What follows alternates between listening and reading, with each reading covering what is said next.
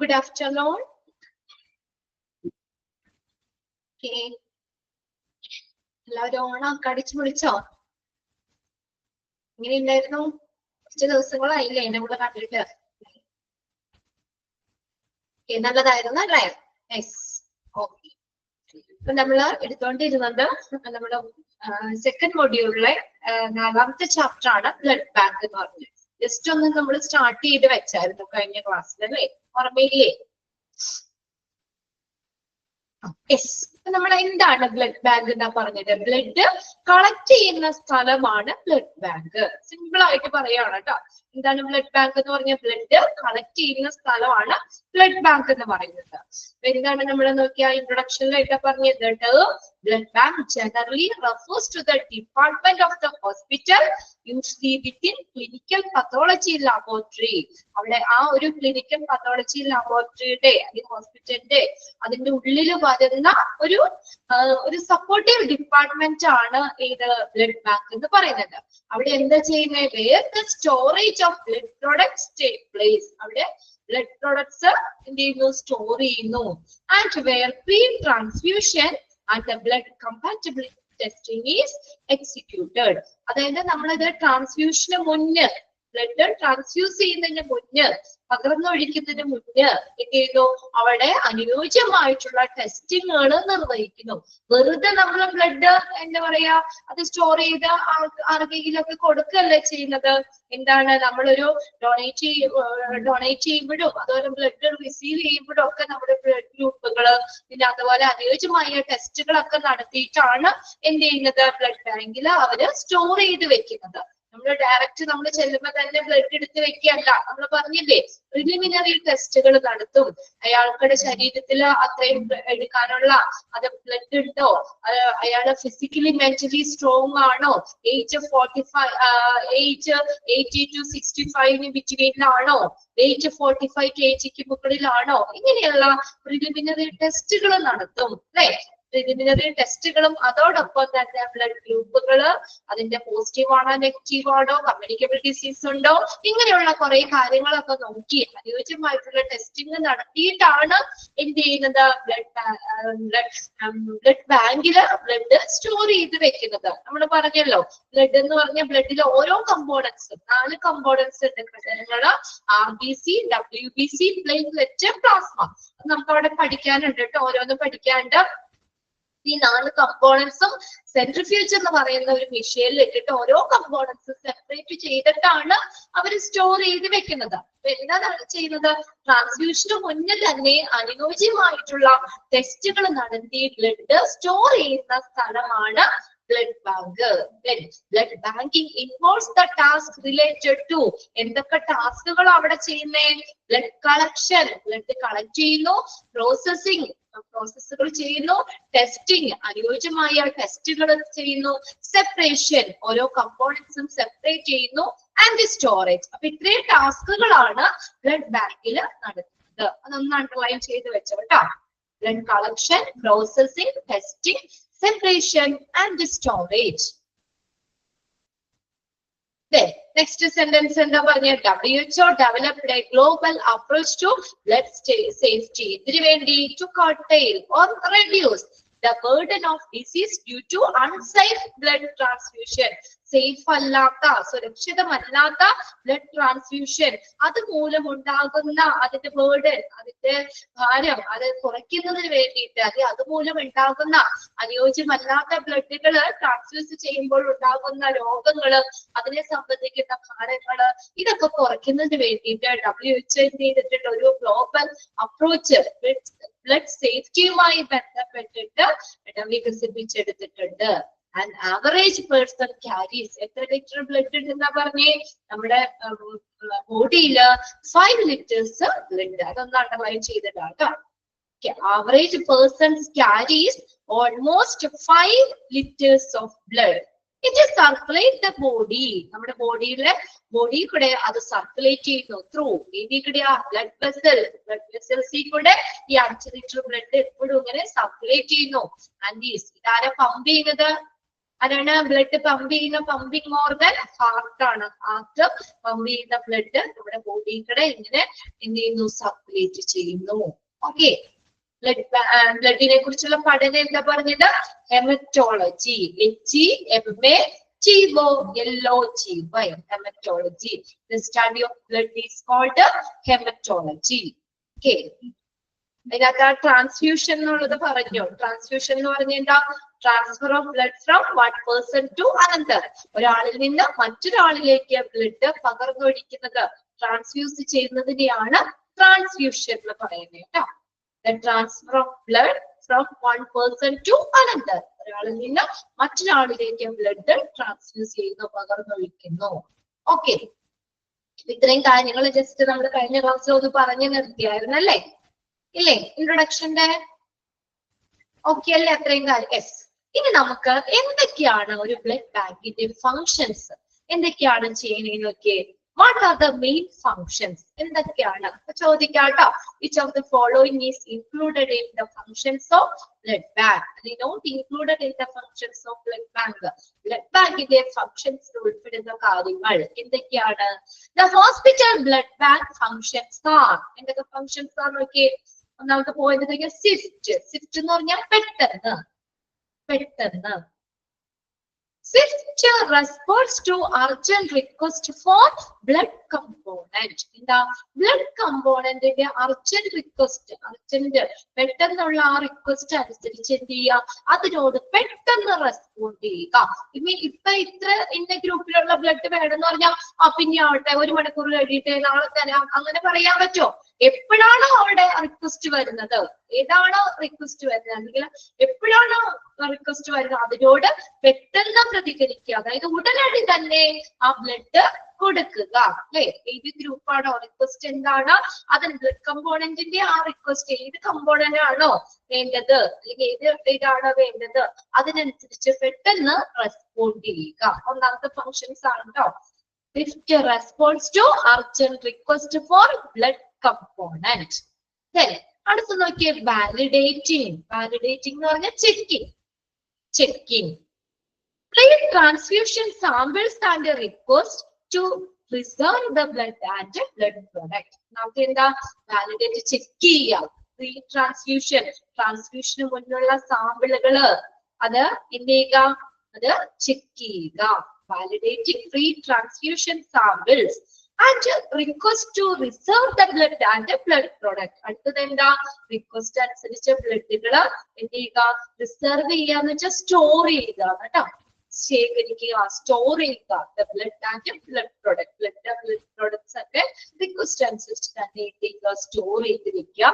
Pre ട്രാൻസ്ഫ്യൂഷന് മുന്നേ, അതേ transfusion ചെയ്യുന്നതിന് മുന്നേ സാമ്പിളുകൾ ചെക്ക് ചെയ്യുക. ക്ലിയർ അല്ലേ? രണ്ടാമത്തെ point. Okay, then evaluation of immunological suitability between the donor and the patient. Donor എന്ന് പറഞ്ഞാൽ ആരാ? ഡൊണേറ്റ് ചെയ്യുന്നവര് അല്ലെ? ബ്ലഡ് ഡൊണേറ്റ് ചെയ്യുന്നവര്. നിങ്ങൾ ആരെങ്കിലും ഡൊണേറ്റ് ചെയ്തിട്ടുണ്ടോ? ബ്ലഡ് ഡൊണേറ്റ് ചെയ്യാറുണ്ടോ? ബ്ലഡ് ഡൊണേറ്റ് ചെയ്യാറുണ്ടോ? ഉണ്ട്. രഞ്ജന. ഓക്കെ. പേജ് നമ്പർ ഒന്ന് ഷെയർ ചെയ്ത് കൊടുത്തേ ജീനയ്ക്ക്.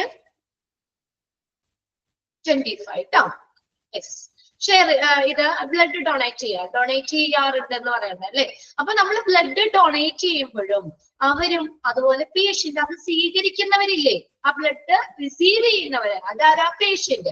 അപ്പൊ ഈ എന്താ പറയാ, ബ്ലഡ് ഡൊണേറ്റ് ചെയ്യുന്ന ഡോണറും പേഷ്യന്റും തമ്മിലുള്ള ഇമ്മ്യൂണോളജിക്കൽ സ്യൂട്ടബിലിറ്റി എന്ന് വെച്ചാൽ എന്താ? രോഗപ്രതിരോധ ശേഷി അല്ലെ? അത് നോക്കണം, ഇവാലുവേഷൻ ചെയ്യണം. അതായത് വെറുതെ നമ്മുടെ എന്റെ ഫ്രണ്ട് എനിക്ക് കുറച്ച് ബ്ലഡ് കൊടുക്കാം, അങ്ങനെ പറ്റില്ല അല്ലെ? അപ്പൊ അതായത് ബ്ലഡ് ഡൊണേറ്റ് ചെയ്യുമ്പോഴും അതുപോലെ തന്നെ അത് സ്വീകരിക്കുന്ന പേഷ്യന്റ് തമ്മിലുള്ള അത് ആ ബ്ലഡ് അയാൾക്ക് മാച്ചാണോ അല്ലെ? അതുപോലെ രോഗപ്രതിരോധ ശേഷി അത് ചെക്ക് ചെയ്യണം. അത് സ്യൂട്ടബിൾ ആണോ? ആ ബ്ലഡ് ആ പേഷ്യന്റിന് കൊടുക്കാൻ അത് അനുയോജ്യമാണോ? അനുയോജ്യമായിട്ടുള്ള അത് ഗ്രൂപ്പുകളും എല്ലാരും നോക്കി ഓക്കെ ആണെങ്കിൽ മാത്രമാണ് ബ്ലഡ് ട്രാൻസ്ഫ്യൂസ് ചെയ്യാൻ പാടുള്ളൂ. അപ്പൊ നമ്മുടെ മൂന്നാമത്തെ പോയിന്റിൽ പറഞ്ഞേക്കണേ ആ ഡോണറും പേഷ്യന്റും തമ്മിലുള്ള ഇമ്മ്യൂണോളജിക്കൽ സ്യൂട്ടബിലിറ്റി, രോഗപ്രതിരോധ ശേഷി ഇവാലുവേറ്റ് ചെയ്യുക, ചെക്ക് ചെയ്യുക. അടുത്ത നോക്കിയേ, choosing of suitable blood component for each clinical condition. ഈ ബ്ലഡ് കമ്പോണന്റിന്റെ സാമ്പിള് അത് പരിശോധിച്ച ശേഷമുള്ള നമ്മൾ ക്ലിനിക്കൽ കണ്ടീഷന് നോക്കണം. Choosing of the suitable blood component for each clinical condition. Blood കമ്പോണന്റിന്റെ സാമ്പിള് അത് പരിശോധിച്ച ശേഷമുള്ള ക്ലിനിക്കൽ കണ്ടീഷൻ നോക്കണം. അടുത്ത നോക്കിയേ, caution delivery and handling of blood component. Blood component എങ്ങനെ വേണം കൈകാര്യം ചെയ്യാൻ? കോഷൻ ഡെലിവറി, കോഷൻ എന്ന് പറഞ്ഞാൽ സേഫ് ഡെലിവറി, സുരക്ഷിതമായി വേണം ഡെലിവറി ചെയ്യാൻ. അതുപോലെ അത് ഹാൻഡിൽ ചെയ്യുമ്പോഴും കൈകാര്യം ചെയ്യുമ്പോഴും സുരക്ഷിതമായിട്ട് വേണം. സ്ക്രീൻ കാണുന്നില്ലേ? ഷെയർ ചെയ്തേക്കുന്ന സ്ക്രീൻ കാണുന്നില്ലേ? ഉണ്ടെന്ന് കമ്പ്യൂട്ടർ ആരൊക്കെയാണ് കാണാത്തെ? എസ് എല്ലാവരും കമ്പ്യൂട്ടറിലോ കാണാലോ, 5 ഇട്ടിട്ടുണ്ട്. ഒന്ന് ജസ്റ്റ് ഇനി കാണാൻ പാടില്ലാത്തതിന് റേഞ്ചിന്റെ എന്തെങ്കിലും ആണോ? അങ്ങനെയാണെങ്കിൽ പെട്ടെന്ന് ഒന്ന് ലെഫ്റ്റ് ആയിട്ട് ഒന്നോട് ജോയിൻ ചെയ്ത് നോക്കി. ഓക്കെ, അപ്പൊ നമ്മൾ പറഞ്ഞ എന്താണ്, നമ്മള് ഈ ബ്ലഡ് കാര്യങ്ങള് കാണുന്നില്ല. സജനയ്ക്കാണോ? സജന, ഉല്ലാസ്, പെട്ടെന്ന് ലെഫ്റ്റ് ചെയ്തിട്ട് ഒന്നോട് ജോയിൻ ചെയ്ത് നോക്കിയേ, ബാക്കി എല്ലാവർക്കും കാണാലോ.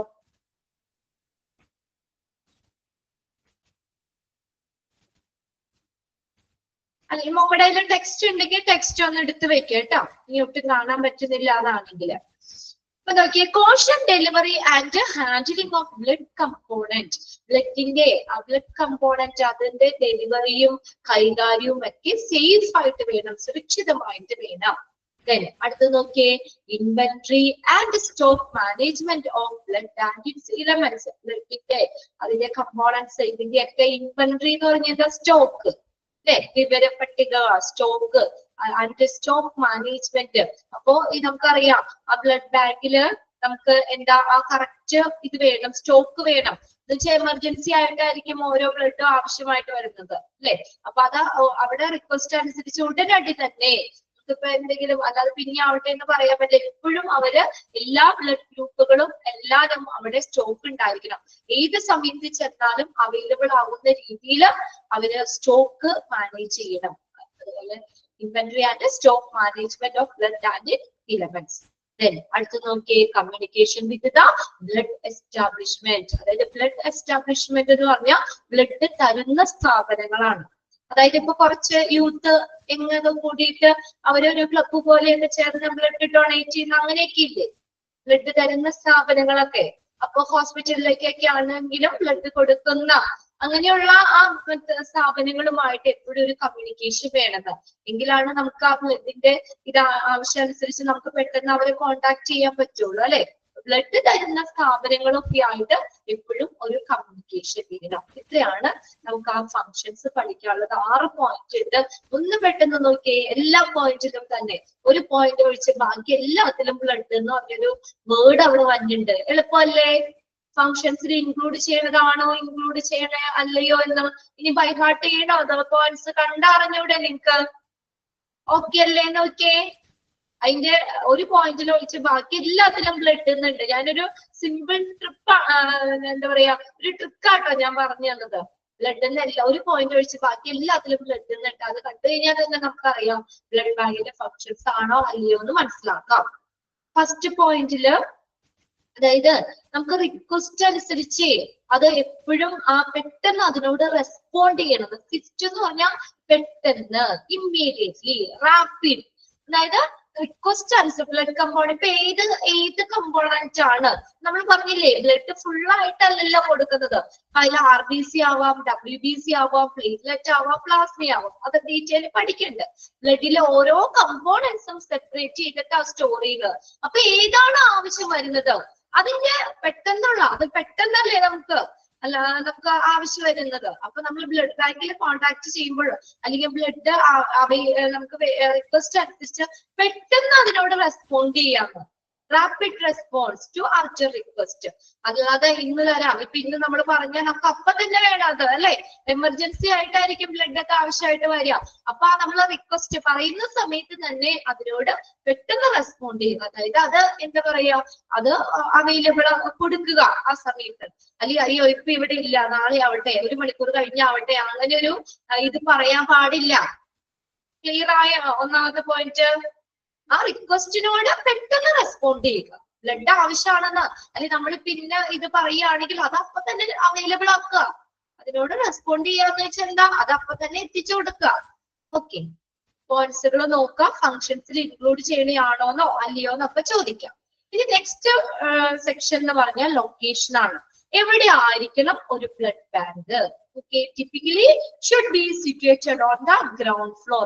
എടുത്ത് ചോദിക്കാറുള്ളതാണ് കേട്ടോ. ബ്ലഡ് ബാങ്ക് ടിപ്പിക്കലി താരതമ്യേന എവിടെ ആയിരിക്കണം? ഗ്രൗണ്ട് ഫ്ലോറിലായിരിക്കണം. അതായത് ഗ്രൗണ്ട് ഫ്ലോറിലാണ് ഏറ്റവും അഭികാമ്യം. അതായത് താരതമ്യേന ബ്ലഡ് ബാങ്ക് എവിടെ ആയിരിക്കണം എന്നാ പറഞ്ഞേക്കണേ? Ground floor. ഇങ്ങനെ തന്നെ ചോദിക്കാറുണ്ട് കേട്ടോ.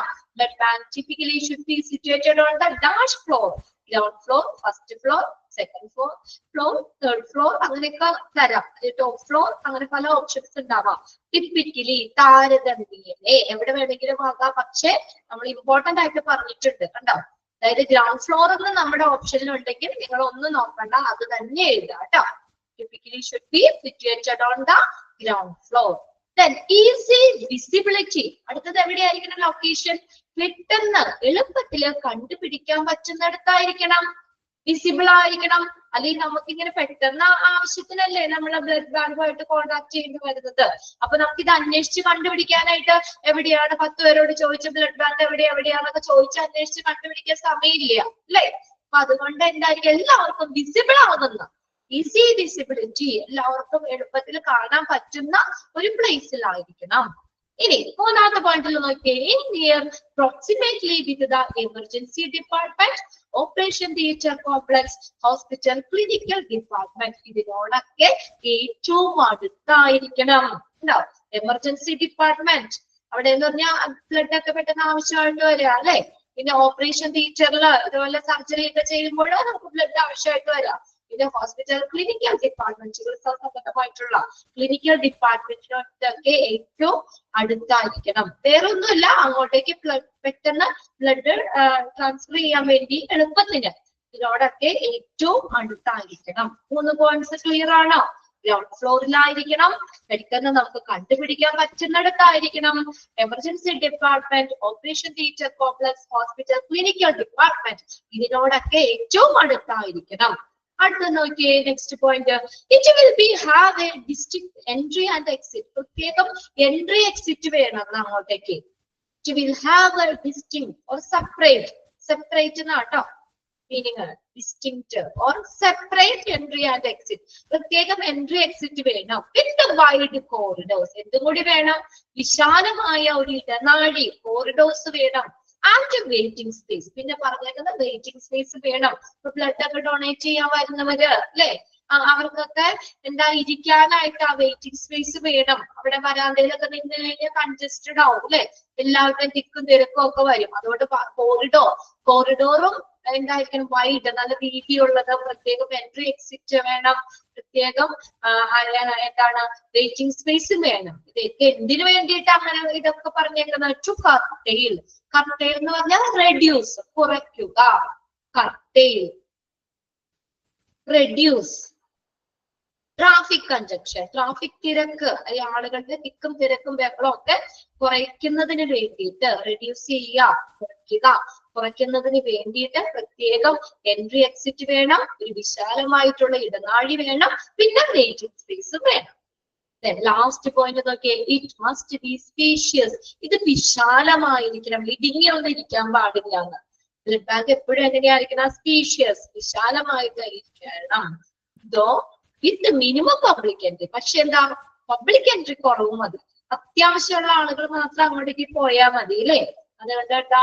വിത്ത് മിനിമം പബ്ലിക് എൻട്രി. കുറച്ച് ആളുകൾക്ക് വലിയ കോമൺ ഒരുപാട് ആളുകൾ വരുന്ന അങ്ങനെ ആവാൻ പാടില്ല.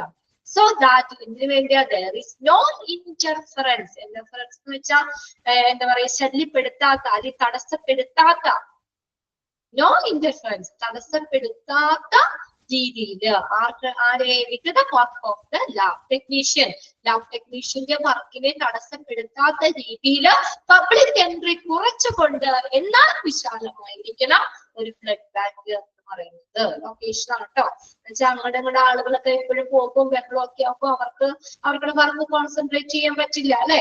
ലാബ് ടെക്നീഷ്യനെയൊക്കെ എന്താ ഒരു ഡിസ്റ്റർബൻസ് ആയിരിക്കും. അപ്പൊ അങ്ങനെ അവർക്കുടെ വർക്കിനെ തടസ്സപ്പെടുത്താത്ത രീതിയിൽ പബ്ലിക് എൻട്രി കുറച്ചുകൊണ്ട് എന്നാൽ വിശാലമായതായിരിക്കണം ബ്ലഡ് ബാങ്ക്. ഓക്കെ, 5 പോയിന്റ്സ് ഉണ്ട്. ആർക്കെങ്കിലും ക്ലിയർ ആവാത്തേണ്ടോ ഒന്ന് പെട്ടെന്ന് വായിച്ചു നോക്കിയേ.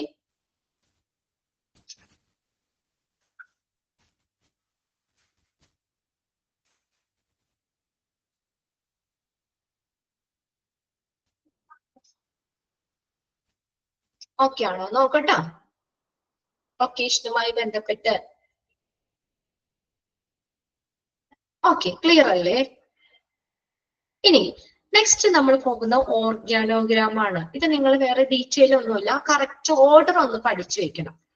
ഓർഗാനോഗ്രാം എന്ന് പറഞ്ഞാല് നമ്മളിപ്പോ ഒരു ഹോസ്പിറ്റൽ ആണെങ്കിൽ അല്ലെങ്കിൽ ഒരു ഓർഗനൈസേഷൻ എവിടെയാണെങ്കിലും അതിന്റെ ഉള്ളിലുള്ള ആളുകൾ തമ്മിലോ അവരുടെ ജോലികൾ തമ്മിലോ ഡിപ്പാർട്ട്മെന്റുകൾ തമ്മിലുള്ള ഒരു റിലേഷൻഷിപ്പ് കാണിക്കുന്ന ഒരു ഡയഗ്രമാണ് ഓർഗാനോഗ്രാം എന്ന് പറയുന്നത്. Is a diagram that shows the structure of an organization and the relationship between the different peoples, department and jobs at different levels within that organization. അതായത് ഒരു സ്ഥാപനത്തിന്റെ ഉള്ളിലുള്ള ആളുകൾ തമ്മിലോ അവരുടെ ജോലികൾ തമ്മിലോ ഒക്കെ ഉള്ള ഒരു റിലേഷൻഷിപ്പ് കാണിക്കുന്ന ഡയഗ്രാം ആണ്.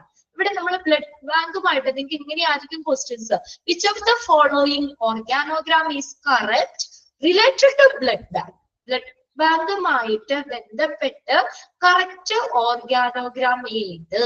അപ്പൊ ഈ ഓർഗാനോഗ്രാം ഇങ്ങനെ തരും. ഫുള്ള് തന്നില്ലെങ്കിലും അത് നിങ്ങൾ ആരോ മാർക്ക് ഇട്ട് കറക്റ്റ് ഓർഡറാ പഠിച്ചു വെക്കേണ്ടത്. ഏറ്റവും ടോപ്പിൽ വരുന്നത് മെഡിക്കൽ ഡയറക്ടർ ആണ്, ഹെഡ് എന്ന് പറയുന്നത് കേട്ടോ. ഓർഗാനോഗ്രാമിന്റെ ഡെഫിനിഷൻ ആയിട്ട് ചോദിക്കില്ല. ഞാൻ എന്താണ് നിങ്ങൾക്ക് മനസ്സിലാവാൻ വേണ്ടി പറഞ്ഞു എന്നുള്ളൂ കേട്ടോ.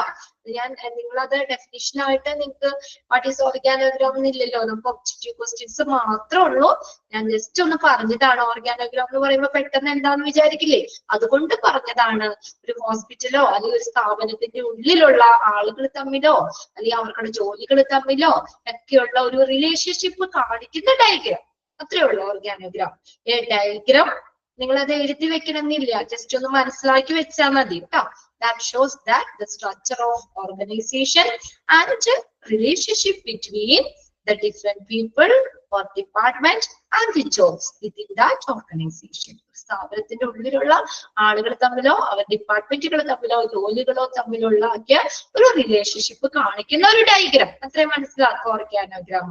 അപ്പൊ അതിനകത്ത് നമ്മൾ ബ്ലഡ് ബാങ്കിലെ ഓർഗാനോഗ്രാം ഇതാണ് നിങ്ങൾക്ക് പഠിക്കാനുള്ളത്. 2 ക്വസ്റ്റ്യൻ അതിൽ നിന്ന് വരുള്ളൂ നമുക്ക്.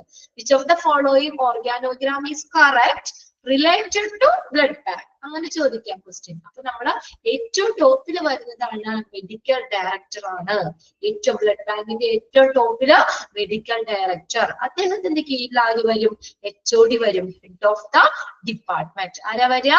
HOD, head of the department. അടുത്തത് നോക്കിയേ, ചീഫ് ബ്ലഡ് ട്രാൻസ്ഫ്യൂഷൻ, അതായത് ചീഫ് ബ്ലഡ് ട്രാൻസ്ഫ്യൂഷൻ ഓഫീസർ ആണ് കേട്ടോ. Chief blood transfusion. ഈ ബ്ലഡ് ബാങ്കിന്റെ ഈ ബ്ലഡ് ട്രാൻസ്ഫ്യൂഷന്റെ ചീഫ് എന്ന് പറയുന്നത് ക്വാളിറ്റി മാനേജർ ആണ്. അതാണ് താഴെ കൊടുത്തേക്കണേ കേട്ടോ. ബ്ലഡ് ട്രാൻസ്ഫ്യൂഷന്റെ ചീഫ് ആരാ? ക്വാളിറ്റി മാനേജർ ആണ് ചീഫ് എന്ന് പറയുന്നത്. അപ്പൊ ചീഫ് ബ്ലഡ് ട്രാൻസ്ഫ്യൂഷൻ. ഇനി അവിടെ നമ്മൾ 2 ബ്രാഞ്ചുകളായിട്ട് വരുന്നുണ്ട്. ഒരു സൈഡിൽ അതായത് chief blood transfusion or quality manager, അദ്ദേഹത്തിന്റെ കീഴിൽ വരുന്നതാണ് ടെക്നിക്കൽ സൂപ്പർവൈസർ. ആരാണ്? Technical supervisor. ഈ ടെക്നിക്കൽ സൂപ്പർവൈസറിന്റെ കീഴിൽ ക്ലർക്കുകൾ വരും, നേഴ്സുകൾ വരും, PRO വരും. PRO പബ്ലിക് റിലേഷൻ ഓഫീസർ, PROയും വരും. ടെക്നിക്കൽ സൂപ്പർവൈസറിന്റെ കീഴിൽ. ഇനി അടുത്തൊരു സെക്ഷൻ ചീഫ് ബ്ലഡ് ട്രാൻസ്ഫ്യൂഷൻ, അദ്ദേഹത്തിന്റെ കീഴിൽ തന്നെ വരുന്നതാണ് ആര്? BTO, ബ്ലഡ് ട്രാൻസ്ഫ്യൂഷൻ ഓഫീസർ വരും. Blood transfusion officer. അവിടെ BTO ഒക്കെ എക്സ്പാൻഡഡ് ഫോം ചോദിക്കാം കേട്ടോ. Blood transfusion officer. ദെൻ അതിന്റെ തൊട്ട് താഴെ ടെക്നീഷ്യന്മാരുണ്ട്, അതിന്റെ താഴെ അസിസ്റ്റന്റ് ടെക്നീഷ്യന്മാരുണ്ട്. ഇപ്പൊ നിങ്ങൾക്ക് ചോദിക്കുന്നത് ഞാൻ പറഞ്ഞല്ലോ, കറക്റ്റ് ചെയ്താൽ ഇപ്പൊ നിങ്ങൾക്ക് ഇങ്ങനെ തെറ്റിച്ച് തരാം. അവിടെ medical director, chief blood transfusion, quality manager, HOD. അത് ഓർഡർ ചെയ്യാൻ അറിഞ്ഞൂടെ നിങ്ങൾക്ക്? അതൊന്ന് നോക്കി വെക്കാം കേട്ടോ. പിന്നെ നമുക്ക് അവിടെ ഒരു ഓപ്ഷൻ ചോദ്യം വരുന്നുണ്ട്, who comes under technical supervisor. അങ്ങനെ ചോദിക്കാം. Who comes under technical supervisor. Technical സൂപ്പർവൈസറിന്റെ കീഴിൽ വരുന്നവർ ആരൊക്കെ? അപ്പൊ BTO, technician, then assistant technician, clerk. ആരാ കറക്റ്റ്? കറക്റ്റ് ആൻസർ ആരാ? ടെക്നിക്കൽ സൂപ്പർവൈസറിന്റെ കീഴിൽ വരുന്ന ആരാ? BTO. Okay, clerk. ക്ലർക്ക്. ആ രീതിയിൽ നിങ്ങൾക്ക് ക്വസ്റ്റ്യൻ മനസ്സിലാവാൻ വേണ്ടി ഞാൻ 2 ക്വസ്റ്റ്യൻ എടുത്ത് ഇട്ടു എന്നുള്ളൂ. അങ്ങനെ നമുക്ക് കീഴിൽ വരുന്നത് ആരാന്നോ അല്ലെങ്കിൽ കറക്റ്റ് ഓർഡറോ ചോദിക്കാം കേട്ടോ. ഇത് മനസ്സിലാക്കി വെക്കാം. ക്ലിയർ ആണ് അല്ലേ? 2 ക്വസ്റ്റ്യൻ നമുക്ക് അതിൽ നിന്ന് പ്രതീക്ഷിക്കാം.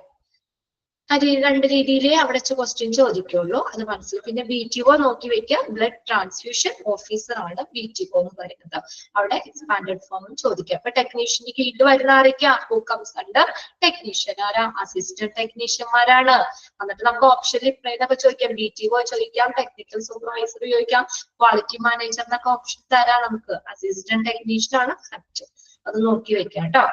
BTOയുടെ കീഴിൽ വരുന്നത് ആര് എന്നൊക്കെ ചോദിക്കാം. ഇനി നെക്സ്റ്റ് നമ്മൾ പഠിക്കാൻ പോകുന്നത് എന്തൊക്കെ ടെസ്റ്റുകളാണ് ബ്ലഡ് ബാങ്കിൽ നടത്തുന്നത്. What test are done in blood banking. Blood ബാങ്കിൽ നടത്തുന്ന ടെസ്റ്റുകൾ ഏതൊക്കെയാ? നമ്മൾ ആദ്യം പറഞ്ഞല്ലോ പ്രിലിമിനറി ടെസ്റ്റുകൾ നടത്തുന്ന. ആദ്യം തന്നെ നമ്മളിപ്പോ ബ്ലഡ് ഡൊണേറ്റ് ചെയ്യാനോ അല്ലെങ്കിൽ റിസീവ് ചെയ്യുകയോ ഒക്കെ ചെയ്യുമ്പോൾ ആദ്യം എന്താണ്? നമ്മൾ പ്രിലിമിനറി ടെസ്റ്റുകളാണ് ആദ്യം നടത്തുന്നത്. അതായത് എന്താ പ്രിലിമിനറി ടെസ്റ്റ് എന്ന് പറഞ്ഞാൽ ഏതൊക്കെയാ? നമുക്ക് പ്രീ ഡൊണേഷൻ ചെക്കപ്പുകൾ നടത്തും അല്ലെ? അയാള് ഫിറ്റ് ആണോ, അയാളുടെ ശരീരത്തിൽ ബ്ലഡ് ഉണ്ടോ, ഏജ് നമ്മള് ഏജ് 80 to 65 അതിന്റെ ഇടയിലാണോ, വെയിറ്റ് 45 kg മുകളിലാണോ, എന്തെങ്കിലും ഡിസീസുകൾ ഉണ്ടോ, ഇങ്ങനെയുള്ള പ്രിലിമിനറി ടെസ്റ്റുകൾ ആദ്യം അവര് നടത്തും.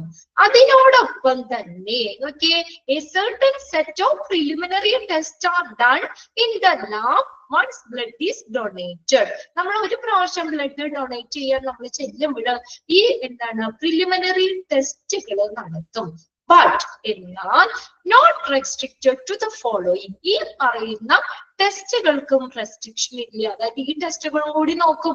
പ്രിലിമിനറി ടെസ്റ്റ് മാത്രമല്ല നോക്കുന്നത്, ആ പ്രിലിമിനറി ടെസ്റ്റുകളുടെ ഒപ്പം തന്നെ ഈ താഴെ പറയുന്ന ടെസ്റ്റുകളും നോക്കും. അതിനും റെസ്ട്രിക്ഷൻ ഇല്ല, നിയന്ത്രണമില്ല. അതേപോലെ പ്രിലിമിനറി ടെസ്റ്റിനെ പോലെ തന്നെ ഇമ്പോർട്ടന്റ് ആണ് ഈ ടെസ്റ്റുകളും. അപ്പൊ ബ്ലഡ് ഡൊണേറ്റ് ചെയ്യാൻ പോകുമ്പോൾ പ്രിലിമിനറി ടെസ്റ്റുകൾക്കൊപ്പം തന്നെ താഴെ പറയുന്ന ഈ ടെസ്റ്റുകളും നോക്കും. ഏതൊക്കെയാണെന്ന് നോക്കി.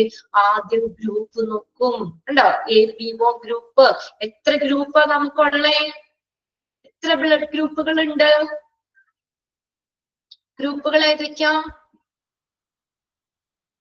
മെസ്സേജ് ഇടോ. എത്ര ബ്ലഡ് ഗ്രൂപ്പ് ഉണ്ട്? നമുക്ക് 5 എണ്ണം ഉണ്ട് അല്ലെ? ഓക്കെ. അതായത് കോമൺ ആയിട്ട് നമ്മൾ 4 എണ്ണം പറയുന്നത്. ഏതാ? A ഉണ്ട്, B ഉണ്ട്, AB ഗ്രൂപ്പ് ഉണ്ട്, O ഗ്രൂപ്പ് ഉണ്ട്. ഗ്രൂപ്പാണ് കേട്ടോ ഞാൻ പറയുന്നത്.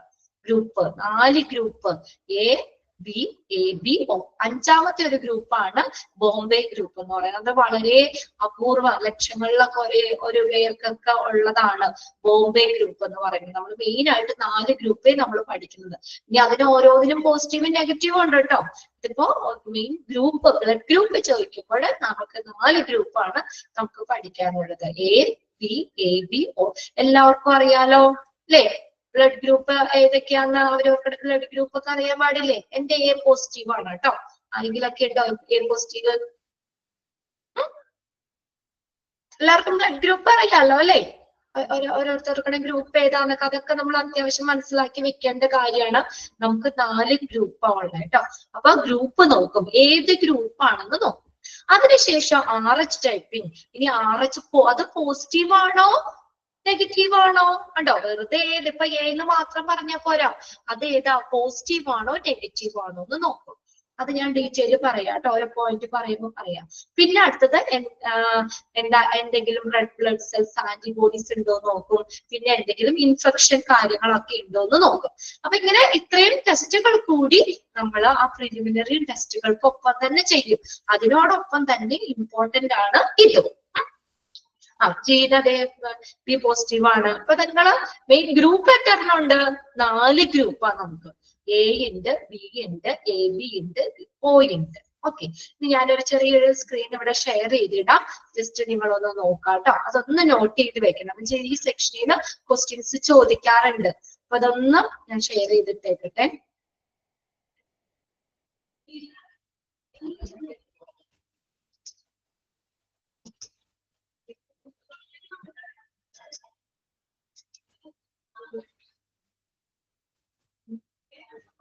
ഇപ്പൊ ഞാനിവിടെ ഷെയർ ചെയ്തേക്കുന്ന ഒരു സ്ക്രീൻ നിങ്ങൾ കാണുന്നുണ്ടോ? ഗ്രൂപ്പുകൾ എഴുതിയത്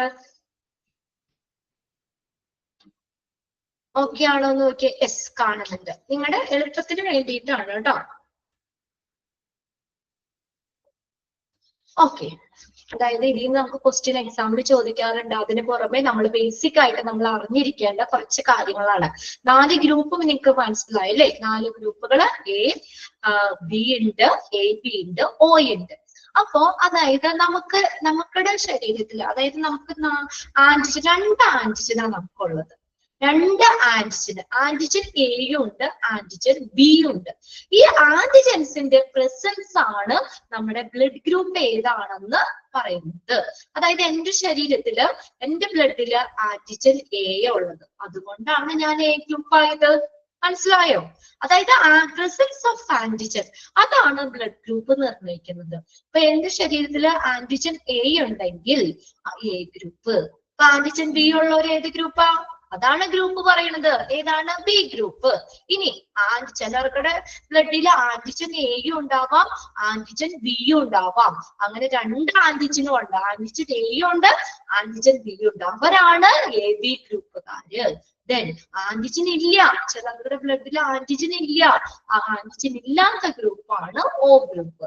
ഇത്രയേ ഉള്ളൂ. നമ്മുടെ ആ ഒരു ബ്ലഡില് ആന്റിജൻസിന്റെ പ്രസൻസ് ആണ് നമ്മുടെ ഗ്രൂപ്പ് ഏതാണ് എന്ന് ഐഡന്റിഫൈ ചെയ്യുന്നത്. അത് മനസ്സിലാക്കി വെക്കണം. നമ്മുടെ ഗ്രൂപ്പ്, നമ്മൾ ഓരോ ഗ്രൂപ്പും പറയൂലേ, അത് എന്തിന്റെ ബേസിലാണ് പറയുന്നത്? Presence of antigen. ആന്റിജൻസിന്റെ പ്രസൻസ് ആണ്.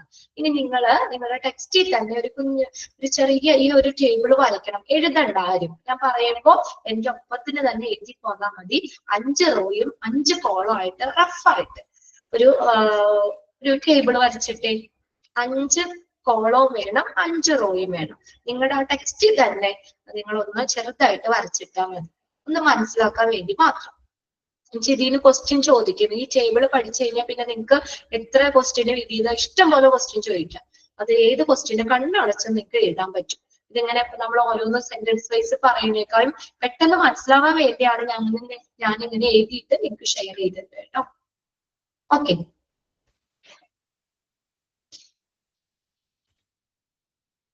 ഓക്കെ, ക്ലിയർ ആണോ? 5 കോളം 5 ടേബിൾ വരച്ചോ? ഇത് പേജ് നമ്പർ ഇല്ല, അതായത് നിങ്ങളുടെ ടെക്സ്റ്റിൽ ഇല്ല. ഇത് ഞാന് എന്താ പറയാ, ഇത് ഞാൻ എക്സ്ട്രാ നിങ്ങൾക്ക് പഠിക്കാൻ എളുപ്പത്തിന് ഞാനൊരു ടേബിൾ വരച്ചിട്ട്, നിങ്ങൾ 5 റോയും 5 കോളം ആയിട്ട് പെട്ടെന്ന് ഒരു ടേബിൾ വരയ്ക്കുക. അത്ര ചെയ്യാം. ഞാൻ പറഞ്ഞുതരാം. അതിന്റെ ഒപ്പം നമുക്ക് ഒരുമിച്ച് എഴുതി പോകാം. ഓക്കെ, ഓക്കെ, കംപ്ലീറ്റ് ചെയ്തോ? ടേബിൾ കംപ്ലീറ്റ് ചെയ്തോ? സ്കെയിലും പെൻസിലും ഒന്നും എടുക്കാൻ പോകണ്ട. നിങ്ങളുടെ കയ്യിലെടുക്കുന്നത് ഒരു പേന എന്തെങ്കിലും ഉണ്ടാവുമല്ലോ, ടെക്സ്റ്റ് ഉണ്ടല്ലോ. ഈ പെൻസിലാണെങ്കിൽ പെൻസിൽ എടുത്തിട്ട് പെട്ടെന്ന് ഒരു 5 കോളം 5 റോ. ഇനി ശ്രദ്ധിക്കാം, ആദ്യത്തെ കോളത്തിന്റെ മുകളില് നമ്മൾ ഗ്രൂപ്പ് എന്ന് എഴുതാം കേട്ടോ. ഗ്രൂപ്പ് എന്ന് എഴുതാം. ഗ്രൂപ്പ്,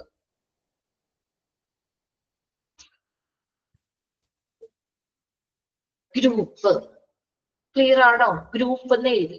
നമുക്ക് എത്ര ഗ്രൂപ്പ് ഉണ്ടെന്നാണ് നമ്മൾ പറഞ്ഞത്?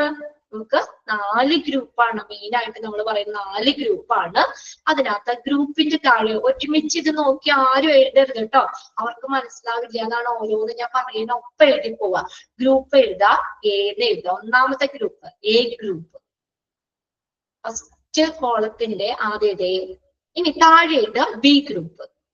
ദെൻ അടുത്തത് എഴുതാ, താഴേക്കാട്ടോ എഴുതണത്. ആ കോളാണ് നമ്മൾ ഫസ്റ്റ് കോള ആദ്യം കംപ്ലീറ്റ് ചെയ്യണേ.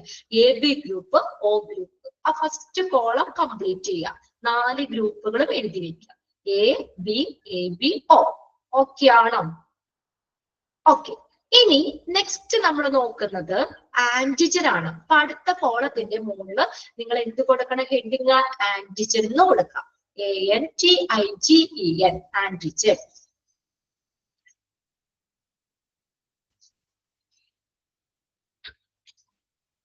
Okay, antigen. ആന്റിജൻ നോക്കുക. നമുക്ക് ഇപ്പൊ നമ്മൾ ഈ ഗ്രൂപ്പിന്റെ, അതായത് ആന്റിജൻസിന്റെ പ്രസൻസ് ആണ് ഗ്രൂപ്പ് പറയണത്. അതായത് ഗ്രൂപ്പ് എയില് എക്കാർക്ക് ഏത് ആന്റിജൻ അവരുടെ ബോഡിയിലുള്ളത്?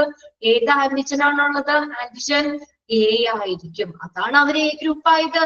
അപ്പൊ എ ഉള്ളവരൊക്കെ മനസ്സിലാക്കുക, അവർക്ക് എന്ത് ആന്റിജനുള്ള, ഏത് ആന്റിജൻ അവർക്കുള്ളത്? എ ആണ്. ആന്റിജൻ എ ഇതാ. എ ഗ്രൂപ്പിന്റെ നേരെ എഴുതുക ആന്റിജൻ എ.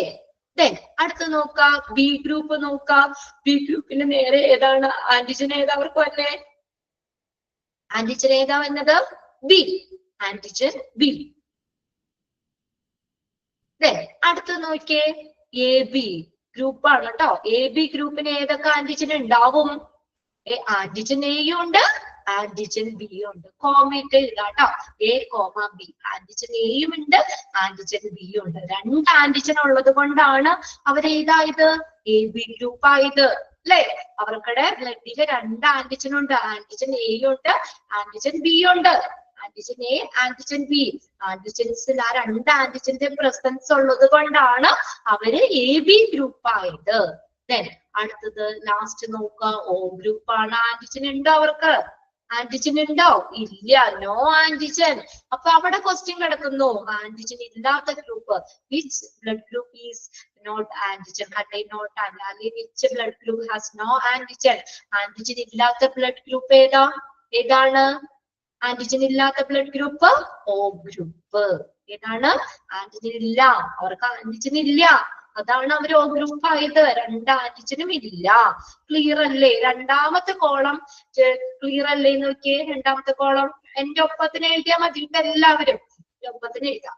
ദെൻ അടുത്ത് നോക്കാം. ഇനി അടുത്തതാണ് നമ്മൾ ആന്റിബോഡിയാ പോകുന്നത്. ആന്റിബോഡിയിലേക്കാണ്. അതായത് ഈ ആന്റിജനെതിരെ പ്രൊഡ്യൂസ് ചെയ്യുന്നതാണ് കേട്ടോ. ആന്റിബോഡി എന്നാണ്, പ്രോട്ടീൻ ആണ് produced by your immune system to attack and fight this antigen. ഈ ആന്റിജനെതിരെ ഫൈറ്റ് ചെയ്യാൻ വേണ്ടി നമ്മുടെ ബോഡിയിലുള്ള ഒരു പ്രോട്ടീൻ, അതാണ് ആന്റിബോഡി. ഇനി ഇതിന്റെ ആന്റിബോഡിയാണ് നമ്മൾ നോക്കുന്നത്. അവിടെ ഒന്ന് ശ്രദ്ധിക്കാം.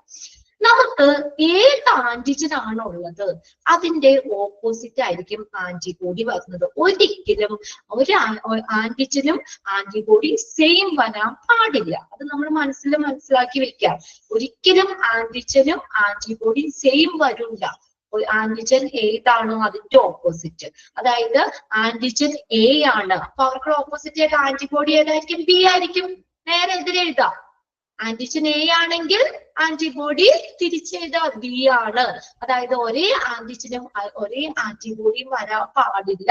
അങ്ങനെ സെയിം ആന്റിജനും സെയിം ആന്റിബോഡിയും വന്നു കഴിഞ്ഞാൽ അവിടെ അഗ്ലൂട്ടിനേഷൻ എന്ന് പറഞ്ഞ ബ്ലഡ് ക്ലോട്ട് ആവും, നമുക്ക് പല പ്രശ്നങ്ങളും വരാം. അത് അങ്ങനെ വരില്ല. ആന്റിജൻ എയും ആന്റിബോഡി എയും വരൂല്ല. എന്താ പറയാ, അത് ഓപ്പോസിറ്റ് ആയിരിക്കും. മനസ്സിലാവണ്ടോ പറയണേ? ആന്റിജൻ ഏതാണോ അതിനെതിരായിട്ടുള്ളത്. ആന്റിജൻ എ ആണെങ്കിൽ ആന്റിബോഡി ബി. അപ്പൊ നോക്കിയേ, ആന്റിജൻ ബി ആണെങ്കിൽ എതിരെതിരെ ആന്റിബോഡി ഏതാണ്? എ വരും. ഓപ്പോസിറ്റ് അല്ല വന്നേ, ഇതിന്റെ ഓപ്പോസിറ്റ് വരുള്ളൂ, എ വരും. ഇനി മൂന്നാമത്തെ കോളം നിങ്ങൾ നോക്കി, അവിടെ 2 ആന്റിജനും അവർക്ക് പ്രസൻസ് ആണ്. ആന്റിജൻ എ ഉണ്ട്, ആന്റിജൻ ബി ഉണ്ട്. അപ്പൊ അതിൽ ആന്റിബോഡി ഏതെങ്കിലും വരാൻ പറ്റുമോ? ആന്റിബോഡി എ വരാൻ പറ്റുമോ? ഇല്ല. അഗ്ലൂട്ടിനേഷൻ. ആന്റിബോഡി ബി വരാൻ പറ്റുമോ? ഇല്ല. അവിടെയും അഗ്ലൂട്ടിനേഷൻ നടക്കും. അതായത് അവർക്കടെ ബ്ലഡില്, എ ബി കാർക്കടെ ബ്ലഡില് അവിടെ ആന്റിജൻ, അവർക്ക് എന്തുണ്ട്? 2 ആന്റിജനും ആ പ്രോട്ടീൻ നമ്മള് ആന്റിജൻ ഉണ്ട്. 2 ആന്റിജൻ ഉള്ളത് കൊണ്ട് അവർക്ക് ആന്റിബോഡി വരാൻ പാടില്ല. No antibody. അപ്പൊ അവിടെ ചോദിക്കാം, ഏത് ബ്ലഡ് ഗ്രൂപ്പിനാണ് ആന്റിബോഡി ഇല്ലാത്തത്? ആന്റിബോഡി ഇല്ലാത്ത ബ്ലഡ് ഗ്രൂപ്പ് ഏതാണ്? A B group. ഞാൻ ആ വൈലറ്റിൽ മാർക്ക് ചെയ്തിട്ട് അത് 2 ക്വസ്റ്റ്യൻ ആയിട്ട് ചോദിക്കാം കേട്ടോ. ആന്റിജൻ ഇല്ലാത്ത ഗ്രൂപ്പ് ഒ ഗ്രൂപ്പ്, ആന്റിബോഡി ഇല്ലാത്ത group A B group. Clear ആയോ? ഓക്കെ. ഇനി ലാസ്റ്റത്തെയാണ് ഒ എന്ന് പറയുന്നത്, ഒ ഗ്രൂപ്പ്. അവർക്ക് എന്താ? 2 ആന്റിജനും ഇല്ല. അപ്പൊ ആന്റിബോഡി ഏത് വന്നാലും പ്രശ്നമില്ലല്ലോ. ആന്റിബോഡി എ വേണമെങ്കിൽ വരാം, ആന്റിബോഡി ബിയും വരാം. 2 ആന്റിജനും ഇല്ലാത്തൊരു വിഷമിക്കേണ്ട. അവർക്ക് 2 ആന്റിബോഡി പ്രസന്റ് ഉണ്ട്.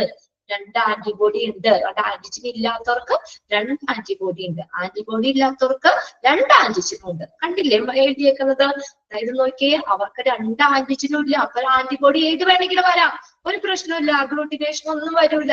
അവർക്ക് ആന്റിജൻ ഇല്ലാത്തത് കൊണ്ട് ആന്റിബോഡി എയും വരാം, ആന്റിബോഡി ബിയും വരാം. കംപ്ലീറ്റ് ആയോ നോക്കിയേ? ആ 3 കോളം നിങ്ങൾക്ക് മനസ്സിലായോ? ആന്റിജൻ ഏതാണോ അതിന്റെ ഓപ്പോസിറ്റ്. അത്രേ ഉള്ളൂ. ഓക്കെ. ഇനി ശ്രദ്ധിക്കേണ്ടത്, ഇത് നമുക്ക് മനസ്സിലാക്കി വെക്കേണ്ട കാര്യം തന്നെ, ഡോണേഴ്സ്. നമുക്ക് ആർക്കൊക്കെ ബ്ലഡ് ഡൊണേറ്റ് ചെയ്യാം? ഇത് പോസിറ്റീവ് നെഗറ്റീവ് ഇപ്പൊ ഞാൻ പറയുന്നില്ല കേട്ടോ, അത് നിങ്ങൾക്ക് അടുത്ത സെക്ഷനിൽ പഠിക്കണ്ട്. ഇപ്പൊ ബ്ലഡ് ഗ്രൂപ്പിന്റെ മാത്രമാണ്, ഗ്രൂപ്പ് ഏതാന്ന് മാത്രം നമ്മൾ പറയണുള്ളൂ കേട്ടോ. അതായത് നോക്കി, ഇവിടെ നമുക്ക് എ ഗ്രൂപ്പ് ആണ്. ഇനി എ ഗ്രൂപ്പ് ഉള്ളവർക്ക് എന്റെ എ ആണെന്ന് ഞാൻ പറഞ്ഞല്ലോ. അപ്പൊ എനിക്ക് ആർക്കൊക്കെ ബ്ലഡ് ഡൊണേറ്റ് ചെയ്യാൻ പറ്റും? എനിക്ക് ആർക്കൊക്കെ ബ്ലഡ് ദാനം ചെയ്യാൻ പറ്റും? ബ്ലഡ് ആർക്കൊക്കെ ഡൊണേറ്റ് ചെയ്യാൻ പറ്റും, ദാനം ചെയ്യാൻ പറ്റും?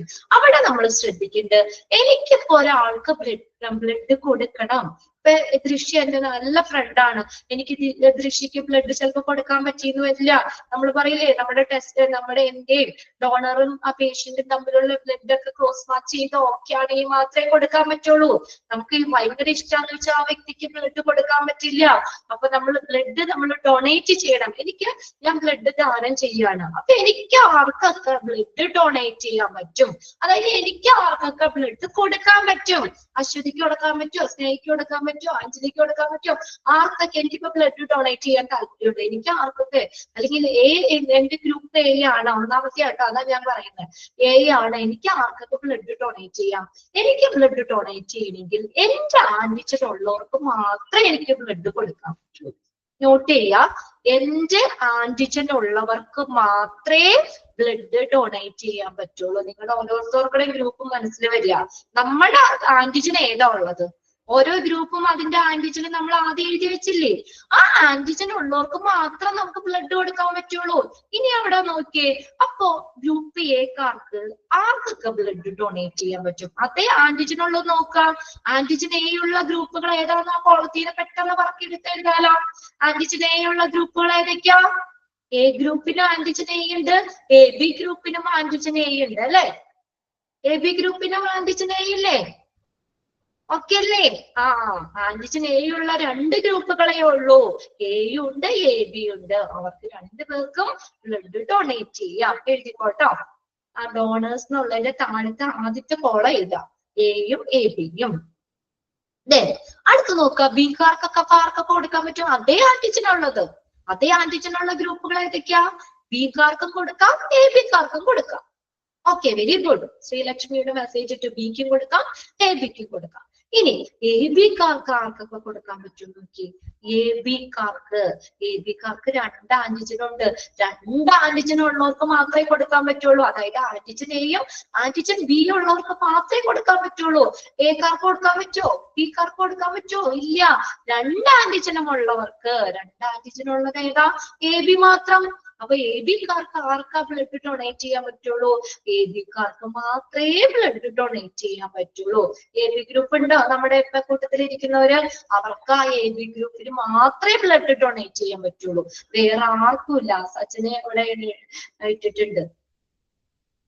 ഓക്കെ, അവർക്ക് എന്താണ്, നമുക്ക് അവർക്ക് അതായത് എ ബിക്കാർക്ക് എന്താണ്, എ ബിക്ക് മാത്രമേ ബ്ലഡ് ഡൊണേറ്റ് ചെയ്യാൻ പറ്റുള്ളൂ.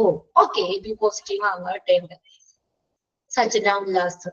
ഓക്കെ, ഇനി നെക്സ്റ്റ് നോക്കിയേ, ഓക്കാർക്ക്. ഓക്കാർക്ക് ആന്റിജൻ ഇല്ലല്ലോ, അവർക്ക് ആന്റിജൻ ഇല്ലാത്തത് കൊണ്ടാണ് അവർ ഓ ഗ്രൂപ്പ് ആയത്. ആന്റിജൻ ഇല്ല, അപ്പൊ നോക്കി ആർക്കൊക്കെ ബ്ലഡ് കൊടുക്കാൻ പറ്റും, ആർക്കൊക്കെ കൊടുക്കാൻ പറ്റും, ആന്റിജൻ ഇല്ല. അപ്പൊ ഏത് ആന്റിബോഡി വന്നാലും പ്രശ്നമില്ലല്ലോ, അല്ലേ? ഏത് ആർക്ക് വേണമെങ്കിലും കൊടുക്കാം, ഓക്കാർക്ക്. അതാണ് കേട്ടോ ഓക്കാർക്കുടെ ഒരു പ്രത്യേകത, ഏത് ഗ്രൂപ്പിനും ബ്ലഡ് കൊടുക്കാൻ പറ്റും. അതായത് അവർക്ക് ആന്റിജൻ ഇല്ല, അപ്പൊ അതുകൊണ്ട് പേടിക്കേണ്ട, ആന്റിബോഡി ഏത് വന്നാലും കുഴപ്പമില്ല, അഗ്ലൂട്ടിനേഷനോ വേറെ ഒന്നും സംഭവിക്കില്ല. ഓ ഗ്രൂപ്പുകാർക്ക് എല്ലാവർക്കും എ ഗ്രൂപ്പിന് കൊടുക്കാം, ബി ഗ്രൂപ്പിന് കൊടുക്കാം, എ ബി ഗ്രൂപ്പിന് കൊടുക്കാം, ഒ ഗ്രൂപ്പിന് കൊടുക്കാം, എല്ലാവർക്കും ബ്ലഡ് ഡൊണേറ്റ് ചെയ്യാൻ പറ്റുന്നവരാണ് ഒ ഗ്രൂപ്പ്. അതുകൊണ്ട് ഒ ഗ്രൂപ്പിനെ യൂണിവേഴ്സൽ ഡോണേഴ്സ് എന്ന് പറയുന്നു. എക്സാമിന് ചോദിക്കും, which blood group is known as universal donor? ഏത് ഗ്രൂപ്പാ? ഓ ഗ്രൂപ്പ്. കിട്ടിയോ? അവിടെ എഴുതി വെച്ചോട്ടോ, ഓൾ ഗ്രൂപ്പ്. എല്ലാ ഗ്രൂപ്പിനും കൊടുക്കാം, എല്ലാ ഗ്രൂപ്പിനും കൊടുക്കാൻ പറ്റുന്നത് ഒരേ ഒരു ഗ്രൂപ്പ് ഉള്ളൂ, ഓക്കാർക്ക് മാത്രമേ ആകത്തുള്ളൂ. ഓക്കാർക്ക് എല്ലാ ഗ്രൂപ്പുകാർക്കും ബ്ലഡ് ഡൊണേറ്റ് ചെയ്യാം. ഓക്കെ, അപ്പൊ നാലാമത്തെ കോളം കംപ്ലീറ്റ് ആയോ നിങ്ങളുടെ? ഓക്കെ, ഇനി നെക്സ്റ്റ് നോക്കിയേ, റിസിപ്പിയന്റ് ആണ്. ഇനി ആർക്കൊക്കെ സ്വീകരിക്കുക, ഇനി നമുക്ക് വല്ല അപകടം പറ്റി നമുക്ക് ആർക്കടെയൊക്കെ ബ്ലഡ് നമുക്ക് റിസീവ് ചെയ്യാന്നും കൂടി നമ്മൾ അറിഞ്ഞിരിക്കണ്ടേ, ഡൊണേഷൻ മാത്രം പോരല്ലോ. ഇനി ആർക്കൊക്കെ റിസീവ് ചെയ്യാം?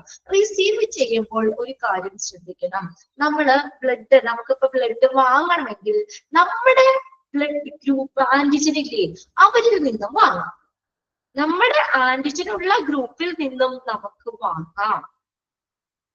ഓക്കെ, ഇനി ആന്റിജൻ ഇല്ലാത്ത ബ്ലഡ് ഗ്രൂപ്പിൽ നിന്നും വാങ്ങാം. മനസ്സിലായോ? രണ്ട് ചാൻസ് ഉണ്ട്. നമ്മുടെ ആന്റിജൻ ഉള്ളവരിൽ നിന്നും വാങ്ങാം, ആന്റിജൻ ഇല്ലാത്ത ബ്ലഡ് ഗ്രൂപ്പ് ഒരു പ്രശ്നമില്ല, അവർക്ക് ആന്റിജൻ ഇല്ല, അപ്പൊ ആന്റിബോഡി ആയിട്ട് പ്രവർത്തിക്കൊന്നുമില്ലല്ലോ. അപ്പൊ അതുകൊണ്ട് എന്താ പറയാ, അവർക്ക് എന്താ റിസിപ്പിയന്റ് ആർക്കൊക്കെ റിസീവ് ചെയ്യാന്ന് വെച്ചാൽ നമ്മുടെ ആന്റിജൻ ഉള്ളവരിൽ നിന്ന് നമുക്ക് വാങ്ങാം, ഇനി ആന്റിജൻ ഇല്ലാത്ത ഗ്രൂപ്പും വാങ്ങാം.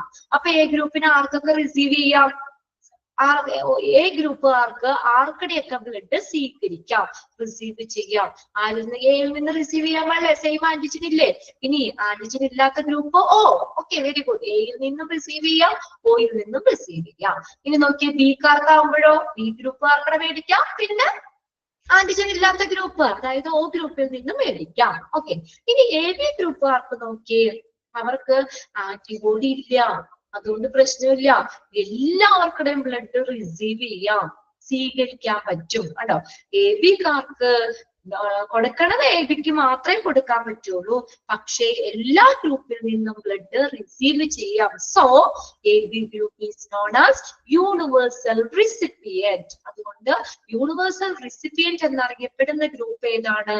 A B group. നോട്ട് ചെയ്ത് വെച്ചോട്ടോ, which blood group is known as universal recipient? ഏത് ഗ്രൂപ്പാ universal recipient? A B group. Then O, ഞാൻ നോക്കിയ ലാസ്റ്റത്തെ ആണ് ഓ ഗ്രൂപ്പ്. ഓ ഗ്രൂപ്പ് ആർക്ക് റിസീവ് ചെയ്യാൻ ഏതാ? ഓയിന് മാത്രമേ റിസീവ് ചെയ്യാൻ പറ്റുള്ളൂ, ഓയിന് മാത്രമേ റിസീവ് ചെയ്യാൻ പറ്റുള്ളൂ. നമ്മുടെ ആന്റിജൻ, അവർക്ക് ആന്റിജൻ ഇല്ലല്ലോ, അതുകൊണ്ടല്ലേ ഓ ആയാലും. പിന്നെ ആന്റിജൻ ഇല്ലാത്ത ഗ്രൂപ്പ് എന്ന് പറഞ്ഞാൽ ഓ മാത്രമേ ഉള്ളൂ, ആന്റിജൻ ഇല്ലാത്ത ഗ്രൂപ്പ് ഓ മാത്രമേ ഉള്ളൂ. അപ്പൊ അതുകൊണ്ട് എന്താ പറയാ, ഓക്കാർക്ക് റിസീവ് ചെയ്യാൻ അവർക്ക് എല്ലാവർക്കും കൊടുക്കാൻ പറ്റും അല്ലെ, ഓക്കാർക്ക് എല്ലാവർക്കും ബ്ലഡ് കൊടുക്കാം, അതുകൊണ്ട് യൂണിവേഴ്സൽ ഡോണർ എന്ന് പറയുന്നു. പക്ഷെ ഒരു പ്രശ്നമുണ്ട്, ഓക്കാർക്കുടെ ബ്ലഡ് മാത്രമേ റിസീവ് ചെയ്യാൻ പറ്റുള്ളൂ. ഈ 5 കോളം കംപ്ലീറ്റ് ആയോ? ക്ലിയർ ആയോ? ഇതിൽ നിന്നുള്ള ക്വസ്റ്റ്യൻസ് നിങ്ങൾ ഈ ടേബിൾ മാത്രം നോക്കിയാൽ മതി കേട്ടോ. യൂണിവേഴ്സൽ ഡോണർ ആരാണ്, യൂണിവേഴ്സൽ റിസിപ്പിയന്റ് ആരാണ്, ആന്റിജൻ ഇല്ലാത്ത ബ്ലഡ് ഗ്രൂപ്പ് ഏതാണ്, ആന്റിബോഡി ഇല്ലാത്ത ബ്ലഡ് ഗ്രൂപ്പ് ഏതാണ്, എ ഗ്രൂപ്പിന്റെ ആന്റിജൻ ഏതാണ്, ഗ്രൂപ്പ് ബിയുടെ ആന്റിജൻ ഏതാണ്, ആന്റിബോഡി ഏതാണ്, അങ്ങനെയൊക്കെ ചോദിച്ചാൽ നിങ്ങൾക്ക് എഴുതാലോ. ഇനി സിമ്പിൾ ആയില്ലേ? Okay, yes. ഇനി നമ്മുടെ പഴയ ഇതിലേക്ക് വരാം കേട്ടോ.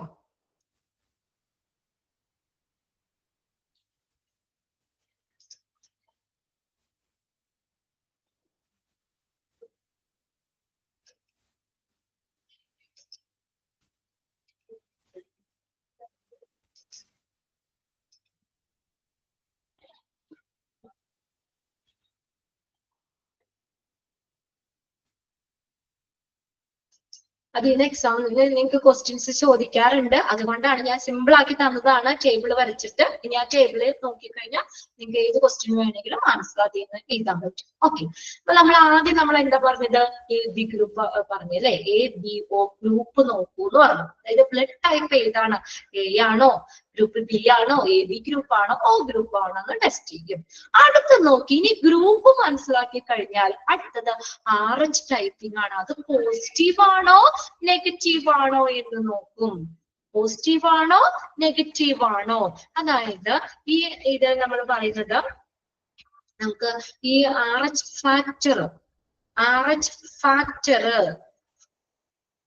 അതൊരു പ്രോട്ടീൻ ആണ്. നമ്മുടെ RBC സെൽസിന്റെ ഉപരിതലത്തിൽ കാണപ്പെടുന്ന ഒരു പ്രോട്ടീൻ ആണ് RH ഫാക്ടർ എന്ന് പറഞ്ഞ ഒരു പ്രോട്ടീൻ ആണ് മനസ്സിലാക്കുക.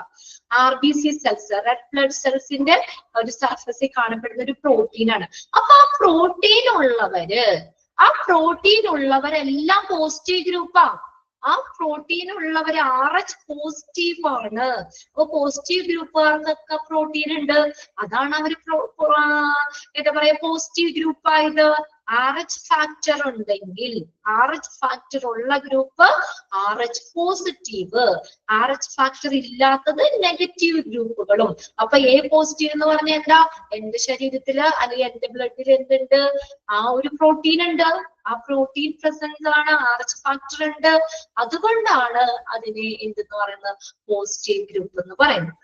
ഇനി ആ പ്രോട്ടീൻ ഇല്ലാത്തവരൊക്കെ നെഗറ്റീവ് ആണ്, അവരാണ് നെഗറ്റീവ് ഗ്രൂപ്പ്. അപ്പൊ രണ്ടാമത് എന്ത് ചെയ്യും? ഗ്രൂപ്പ് ഏതാണെന്ന് മനസ്സിലാക്കി കഴിഞ്ഞാൽ അടുത്തത് ചെയ്യുന്നത് ഏതാണ്? പോസിറ്റീവ് ആണോ നെഗറ്റീവ് ആണോ? അപ്പൊ എ ആണെന്ന് മനസ്സിലാക്കി, ഗ്രൂപ്പ് എ ആണെന്ന് മനസ്സിലാക്കിയാൽ അടുത്ത സ്റ്റെപ്പ് അവർ നോക്കുന്നത് എ പോസിറ്റീവ് ആണോ എ നെഗറ്റീവ് ആണോ എന്നുള്ളത് നോക്കും. ഇനി അടുത്തത് നോക്കിയേ, സ്ക്രീനിങ്. മൂന്നാമത്തെ എന്താ നോക്കുന്നത്? Screening for any accidental RBC cells antibody that may cause complication in the recipient, that is transfusion reaction test. ഇനി ട്രാൻസ്ഫ്യൂഷൻ ചെയ്യുമ്പോൾ, ട്രാൻസ്ഫ്യൂഷൻ എന്ന് പറഞ്ഞാൽ എന്താ? Transfer of blood from one person to another. ഒരാളിൽ നിന്ന് മറ്റൊരാളിലേക്ക് ബ്ലഡ് ട്രാൻസ്ഫർ ചെയ്യുന്നതാണ് transfusion. ഈ ട്രാൻസ്ഫ്യൂഷൻ റിയാക്ഷൻ ടെസ്റ്റുകൾ നോക്കും. അതായത് നമ്മൾ ബ്ലഡ് കൊടുക്കൂലേ, അപ്പൊ എന്തെങ്കിലും അപ്രതീക്ഷിതമായിട്ടുള്ള RBC സെൽസ് ആന്റിബോഡീസ്, അതായത് അത് റിസീവ് ചെയ്യുന്ന ആൾക്ക് എന്തെങ്കിലും കോംപ്ലിക്കേഷൻ ഉണ്ടാകുന്നത്, അപകട സാധ്യത ഉണ്ടാക്കുന്ന രീതിയിലുണ്ടോ എന്നുള്ളത് സ്ക്രീനിങ് ചെയ്യും. Screening for any accidental RBC antibodies that may cause complication in the recipient. റെസിപ്പിയന്റിന് കോംപ്ലിക്കേഷൻ ഉണ്ടാക്കുന്ന രീതിയിലുള്ള എന്തെങ്കിലും ആന്റിബോഡീസ് അതുണ്ടോ എന്നുള്ളത് നോക്കും. Next okay, screening for current or past infection. ഈ പറയുന്ന രോഗങ്ങൾ ഉണ്ടോ എന്നുള്ളത് നോക്കും. എന്തൊക്കെയാണ് രോഗങ്ങൾ നോക്കിയേ? Hepatitis virus B and C. Hepatitis എന്ന് വെച്ചാൽ കരൾ വീക്കം അല്ലെ? ഇൻഫ്ലമേഷൻ ഓഫ് ദ ലിവർ ആണ് ഹെപ്പറ്റൈറ്റിസ് എന്ന് പറയുന്നത്. ഹെപ്പറ്റൈറ്റിസ് വൈറസ് ബിയും സിയും ഉണ്ടോ? അതായത് ഹെപ്പറ്റൈറ്റിസ് 5 തരാണ്, A B C D E അങ്ങനെ. അതില് എയും ഇയും ഡിയും ഒക്കെ വാട്ടറിൽ കൂടെ ഫുഡിൽ കൂടെ ഒക്കെ പകരുന്നത്. എന്നാൽ ഹെപ്പറ്റൈറ്റിസ് അതിന്റെ എന്താ പറയാ ബിയും സിയും ഒക്കെ അത് നമ്മള് ഈ ബ്ലഡിൽ കൂടെയും ബോഡി ഫ്ലൂയിഡ്സിൽ കൂടെ, അതൊരു വൈറസ് ആണ്.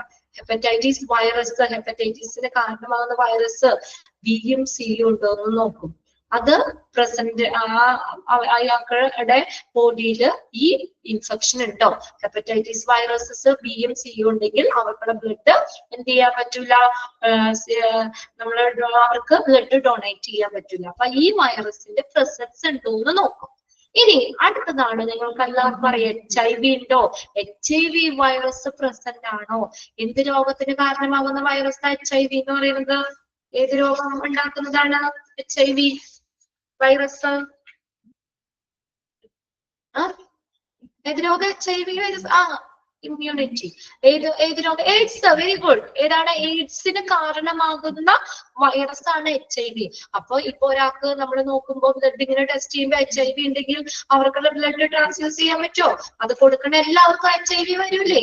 ആ വൈറസ് പകരം എയ്ഡ്സ് ഉണ്ടാക്കും. അപ്പൊ അതുകൊണ്ട് അടുത്തത് ബ്ലഡ് ട്രാൻസ്ഫ്യൂസ് ചെയ്യുമ്പോൾ നോക്കുന്നതാണ് ഈ ഒരു വൈറസിന്റെ പ്രസൻസ് ഉണ്ടോ, HIV ഉള്ളത് ആളാണോ എന്നുള്ളത് നോക്കും.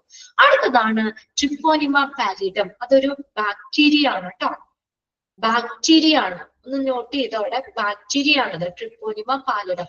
ഏതിന് കാരണമാകുന്നത്? സിഫിലസ്. സിഫിലസ് എന്ന് പറഞ്ഞാൽ പറങ്കിപ്പുണ്ണെന്ന് പറയും, മലയാളം കേട്ടോ.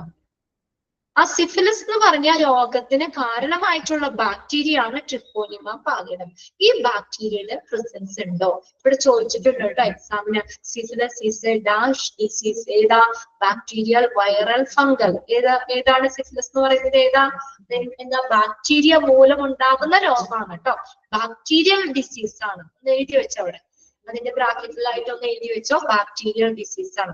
മറ്റേത് ഹെപ്പറ്റൈറ്റിസും നമ്മുടെ HIV ഒക്കെ വൈറൽ ഡിസീസുകളാണ്, വൈറസ് മൂലം ഉണ്ടാക്കുന്നതാണ്. സിഫിലിസ് ബാക്ടീരിയ ആണ്, ബാക്ടീരിയ മൂലം ഉണ്ടാകുന്നതാണ്. അതിന് കാരണമാകുന്ന ബാക്ടീരിയ ആണ് ട്രിപ്പോനിമ പാലിഡം എന്ന് പറയുന്നത്. ഓക്കെ, ഇത്രയും ഇൻഫെക്ഷൻ ഇതൊക്കെ ആളിലുണ്ടോ, പാസ്റ്റ് ഇൻഫെക്ഷൻ ഉണ്ടോ, അല്ലെങ്കിൽ ഇപ്പോ നിലവിൽ ഇൻഫെക്ഷൻ ഉണ്ടോ എന്നൊക്കെ നോക്കി ഓക്കെ ആണെങ്കിൽ മാത്രമാണ് ബ്ലഡ് ട്രാൻസ്ഫ്യൂസ് ചെയ്യുള്ളൂ. ഇത്രയും ടെസ്റ്റുകൾ നോക്കും. ഇനി ഡയബറ്റീസ് ഉള്ള പേഷ്യൻസിന് ബ്ലഡ് ട്രാൻസ്ഫ്യൂസ് ചെയ്യുന്നതിന് കുഴപ്പമൊന്നുമില്ല കേട്ടോ. അവര് ബ്ലഡ് ഡൊണേറ്റ് ചെയ്യാം, അവർക്ക് ഡോക്ടർ നല്ലതാന്നാ പറയുന്നത്. അവർക്കത് എന്താ, നമ്മളിപ്പോ 300 ml ബ്ലഡ് അല്ലേ എടുക്കുള്ളൂ. അത് കഴിയുമ്പോഴത്തേക്കും നമുക്ക് ഓൾറെഡി നമ്മുടെ ശരീരത്തില് എന്താ പറയാ 5 ലിറ്റർ ബ്ലഡ് ആയിക്കോളും. ഓൾറെഡി അത് ഫില്ല് ചെയ്യും, ബ്ലഡ് ഫില്ല് ചെയ്യും. അവർക്ക് ഡയബറ്റിക്സ് പേഷ്യൻസിനും ബ്ലഡ് ട്രാൻസ്ഫ്യൂസ് ചെയ്യുന്നതുകൊണ്ട് വേറെ കുഴപ്പമില്ല. ഇങ്ങനെയുള്ള ഇൻഫെക്ഷൻ ഉണ്ടോ എന്ന് നോക്കൂ കേട്ടോ. ഹെപ്പറ്റൈറ്റിസ് വൈറസ് BC ഉണ്ടോ, HIV വൈറസ് ഉണ്ടോ, സിഫിലിസ് എന്ന് പറഞ്ഞ ആ ഒരു രോഗം, അതിന് കാരണമായിട്ടുള്ള ബാക്ടീരിയ ട്രിപ്പോനിമ പാലിഡം, ഈ ബാക്ടീരിയയുടെ പ്രസൻസ് ഉണ്ടോ എന്നുള്ളത് നോക്കും. ക്ലിയർ ആണോ ഇത്രയും കാര്യങ്ങള്? അപ്പൊ ഇത്രയും നമ്മൾ ഏതിന്റെ ഒപ്പം ചെയ്യും? പ്രിലിമിനറി ടെസ്റ്റുകൾക്കൊപ്പം. ഈ ടെസ്റ്റുകൾക്കും നിയന്ത്രണമില്ല, അതാണ് പറഞ്ഞേക്കുന്നത്. But not restricted to the following. ഈ പറയുന്ന 2 ടെസ്റ്റുകൾക്ക് നിയന്ത്രണമില്ല. അതായത് പ്രിലിമിനറി ടെസ്റ്റ് ചെയ്യും, ഇതും ചെയ്യും. ഓക്കെ അല്ലേ?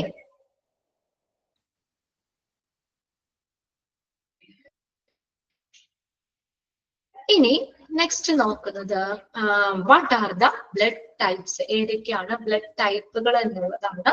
അതായത് ബ്ലഡ് ടൈപ്സ് നമുക്ക് എന്താ പറയുക, ഇത് എക്സാമിന് അങ്ങനെ ചോദിക്കാറില്ല. ഇത് വെറുതെ ഒരു ടേബിൾ ആയിട്ട് തന്നിരിക്കുന്നതാണ്. According to the American association of blood bank, delivery of blood type including the following. ഇതനുസരിച്ചിട്ടാണ് അവര് ബ്ലഡ് ഡെലിവറി ചെയ്യുന്നത്.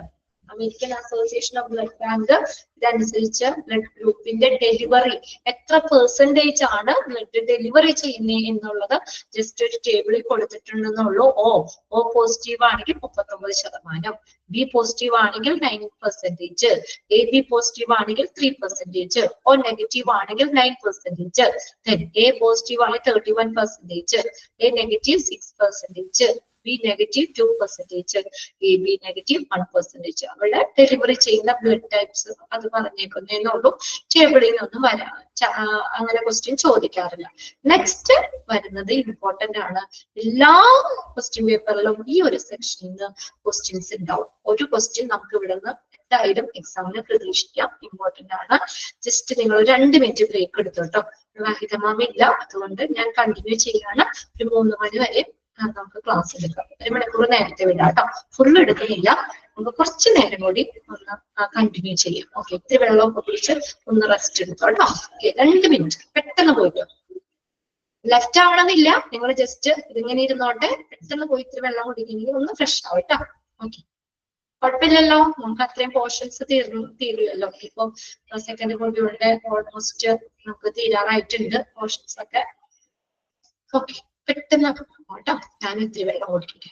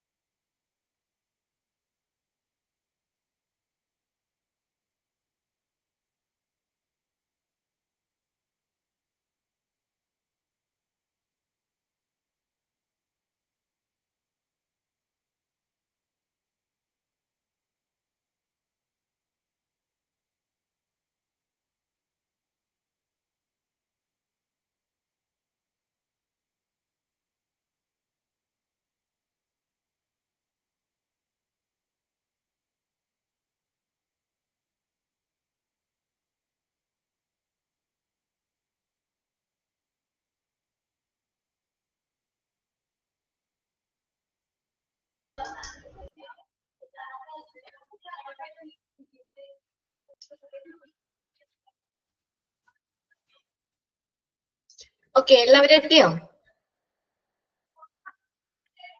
വെള്ളമൊക്കെ കുടിച്ചാ? എന്താണ് ഒരു റിപ്ലൈ ഇല്ലാത്തെ?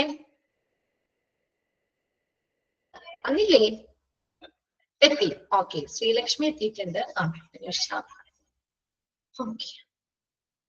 ഇത് ഇമ്പോർട്ടന്റ് ആണ് കേട്ടോ. നമ്മൾ ഇനി എടുക്കാൻ പോകുന്നത് നമ്മുടെ ബ്ലഡിലെ കമ്പോണൻസ് ആണ്, അല്ലെങ്കിൽ കോൺസ്റ്റിറ്റ്യൂൻസ് ഓഫ് ബ്ലഡ്. എന്തൊക്കെ ഘടകങ്ങളാണ് ഉള്ളത് നമുക്കറിയാം. ബ്ലഡ് എന്ന് പറഞ്ഞു കഴിഞ്ഞാൽ എല്ലാവരും ബ്ലഡ് ഒക്കെ കണ്ടിട്ടുണ്ടല്ലോ അല്ലെ?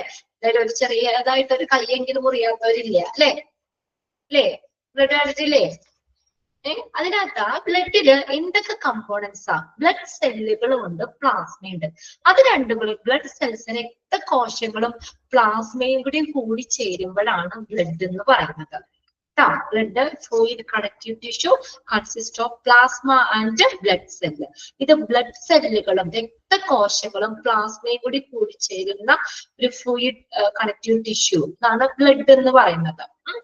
ആ ബ്ലഡില് when the blood or one of its constituent part is transferred, each component serves many functions that includes the following. നമ്മൾ പറഞ്ഞില്ലേ, ആദ്യമേ പറഞ്ഞു ബ്ലഡ് സ്റ്റോർ ചെയ്യാന്ന് പറഞ്ഞു കഴിഞ്ഞാല് ബ്ലഡ് ഇപ്പൊ എനിക്ക് ബ്ലഡ് ആവശ്യമാണെന്ന് പറയാം, ഫുള്ള് എന്താ പറയാ ബ്ലഡ് കയറ്റിയല്ല ചെയ്യുന്നത്. ബ്ലഡിന്റെ ഓരോ കമ്പോണൻസും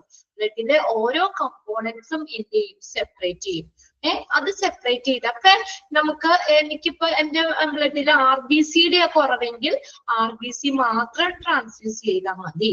ഇനി WBCD ആണ് എന്റെ ബോഡിയിൽ ബ്ലഡിൽ കുറവെങ്കിൽ WBC മാത്രം ട്രാൻസ്ഫ്യൂസ് ചെയ്താൽ മതി. അതായത് ഫുള്ള് ബ്ലഡ് അല്ല അവർ കയറ്റുന്നത്. ബ്ലഡിലെ ഓരോ കമ്പോണൻസും സെപ്പറേറ്റ് ചെയ്തിട്ടാണ്, സെൻട്രിഫ്യൂജ് എന്ന് പറയുന്ന മെഷീനിൽ ഇട്ടിട്ട് സെപ്പറേറ്റ് ചെയ്തിട്ടാണ് അവരവിടെ സ്റ്റോർ ചെയ്ത് വെക്കുന്നത്. അപ്പൊ ഏത് കമ്പോണന്റ് ആവശ്യമുള്ളത് അത് മാത്രമേ ട്രാൻസ്ഫ്യൂസ് ചെയ്യുന്നുള്ളൂ.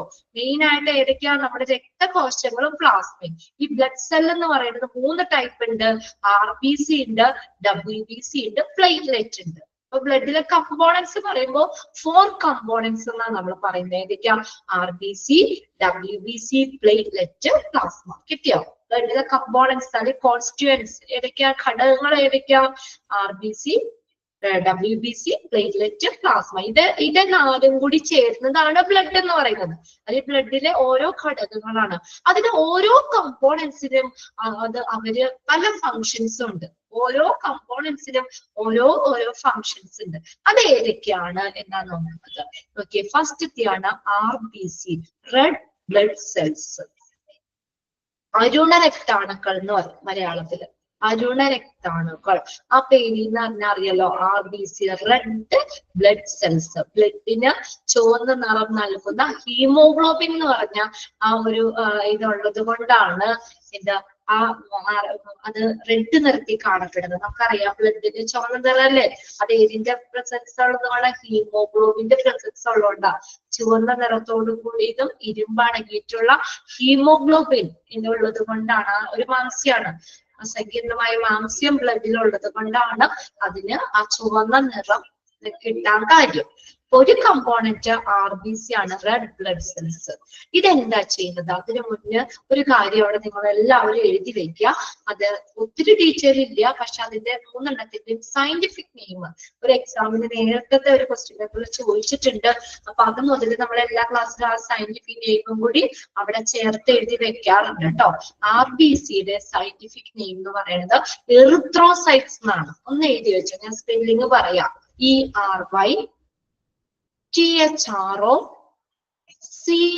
ERYTHROCYTES, erythrocytes. ERYTHROCYTES, erythrocytes. Okay, erythrocytes. RBC erythrocytes ആണ്. erythrocytes എഴുതി വെച്ചോ അവിടെ. What is the scientific name? ഒന്നുകൂടി പറയണം. Okay, ERYTHROCYTES,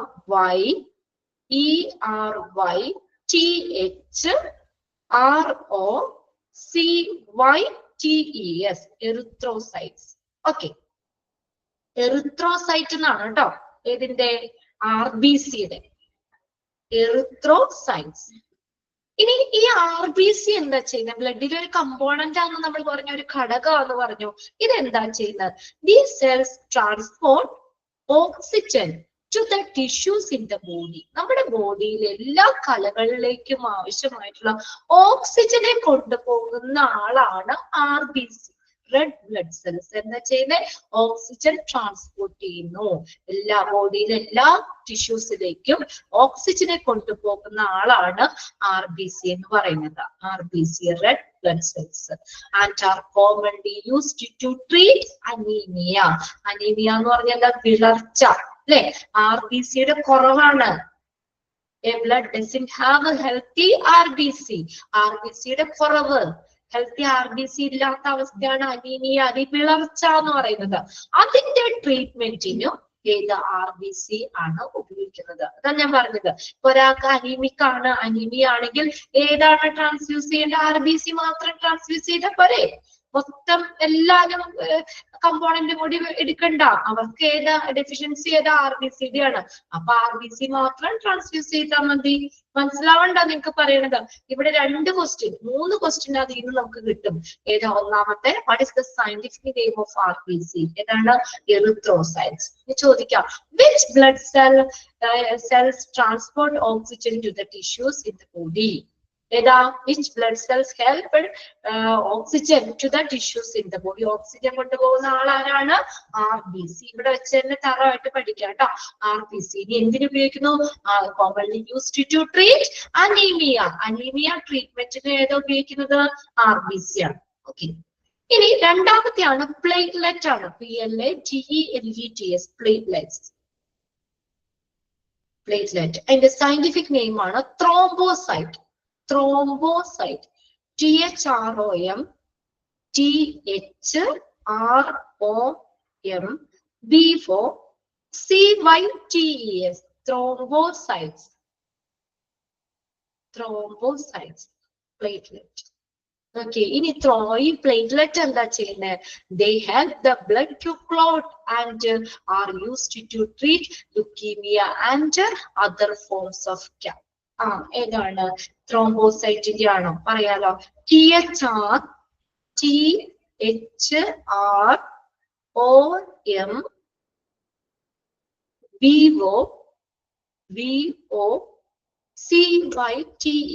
thrombocytes.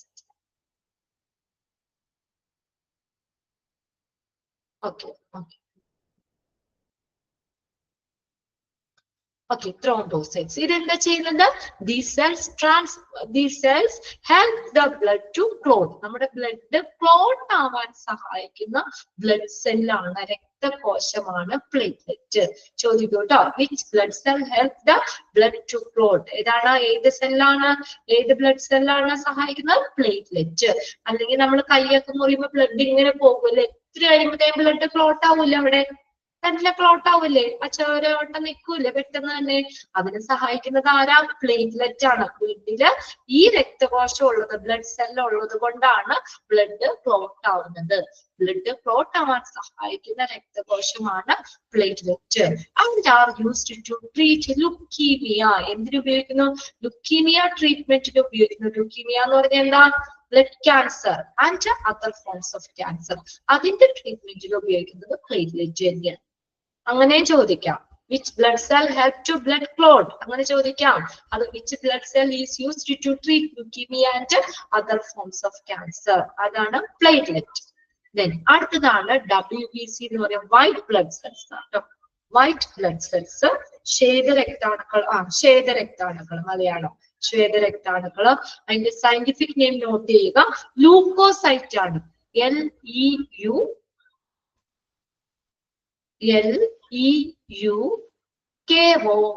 LEUKOCYTES. Leukocytes. LEUKOCYTES. Leukocytes. Scientific name ആണ് ലൂക്കോസൈറ്റ്സ്. ഇതെന്താ ചെയ്യുന്നത്? ഈ വൈറ്റ് ബ്ലഡ് സെൽസ്, ഈ WBC ഷോർട്ട് ചെയ്ത് പറയുന്നതാണ്. WBC എന്താ ചെയ്യുന്നത്? These cells help in fighting infection. എന്ത് ചെയ്യുന്നു? ഇൻഫെക്ഷനെ ഫൈറ്റ് ചെയ്യുന്നു. നമുക്ക് രോഗങ്ങളൊക്കെ വരികയാണെങ്കിൽ നമ്മുടെ ബോഡി തന്നെ ഒരു ഇമ്മ്യൂണിറ്റി നമുക്ക് അല്ലെ എന്ത് ചെയ്യുന്നു, ഇൻഫെക്ഷൻ വരാതെ ഫൈറ്റ് ചെയ്യും. അപ്പൊ അങ്ങനെ ഫൈറ്റ് ചെയ്യുന്നതാണ് WBC.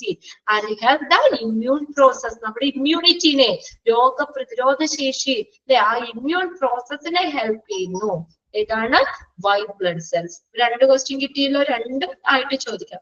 Which blood cell help in fighting infection? അത് which blood cell help the immune process? ഏതാണ്? WBC. കിട്ടിയോ? ക്ലിയർ ആയോ? Help in fighting infection and help in immune process, WBC. Then ഒന്ന് നോക്കിയല്ലേ, RBC, platelet, WBC. ഓക്കെ ആണല്ലേ? RBC എന്താ ചെയ്യുന്നത്? Transport oxygen.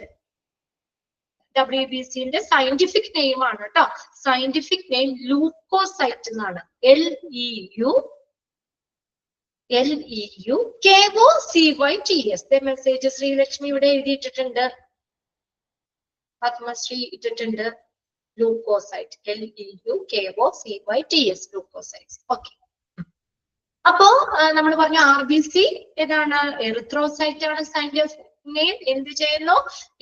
നമ്മുടെ ബോഡിയിലെ എല്ലാ കോശങ്ങളിലേക്കുമുള്ള ഓക്സിജനെ ട്രാൻസ്പോർട്ട് ചെയ്യുന്നു. പിന്നെ അനീമിയ ട്രീറ്റ്മെന്റിനും ഉപയോഗിക്കുന്നു. പ്ലേറ്റ്ലെറ്റ്, ത്രോംബോസൈറ്റ് എന്നാണ് സയന്റിഫിക് നെയിം. ബ്ലഡ് ക്ലോട്ട് ആവാൻ സഹായിക്കുന്നു. And leukaemia and other forms of cancer, അതിന്റെ ട്രീറ്റ്മെന്റിനും ഉപയോഗിക്കുന്നു.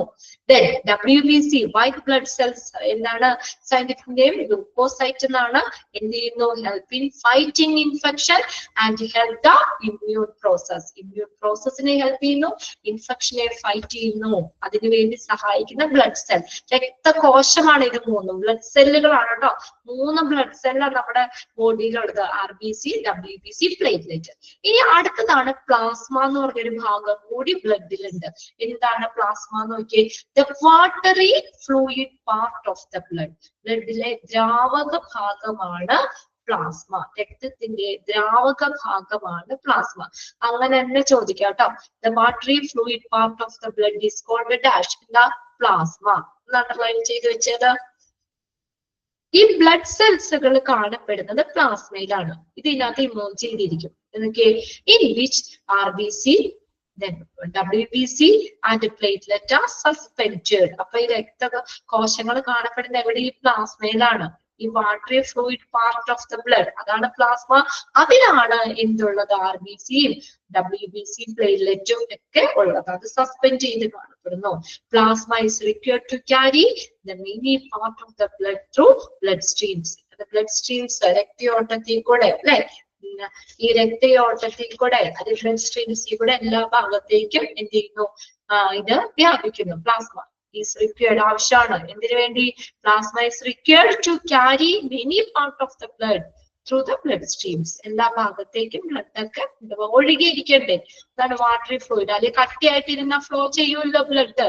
ആ ബ്ലഡ് ഒഴുകാൻ വേണ്ടി സഹായിക്കുന്ന അല്ലെങ്കിൽ വാട്ടറി ഫ്ലൂയിഡ് പാർട്ടാണ്. ഫ്ലൂയിഡ് ആയിട്ടിരുന്നാലേ അത് ഒഴുകി പോകുള്ളൂ ഉള്ളതാണ്.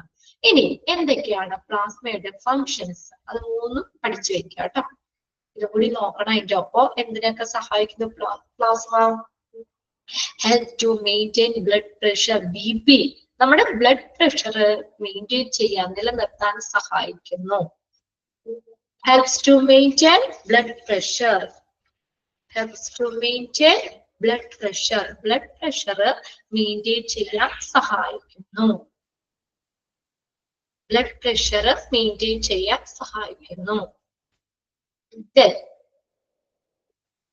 helps to maintain blood pressure. Blood pressure maintain ചെയ്യാൻ സഹായിക്കുന്നു.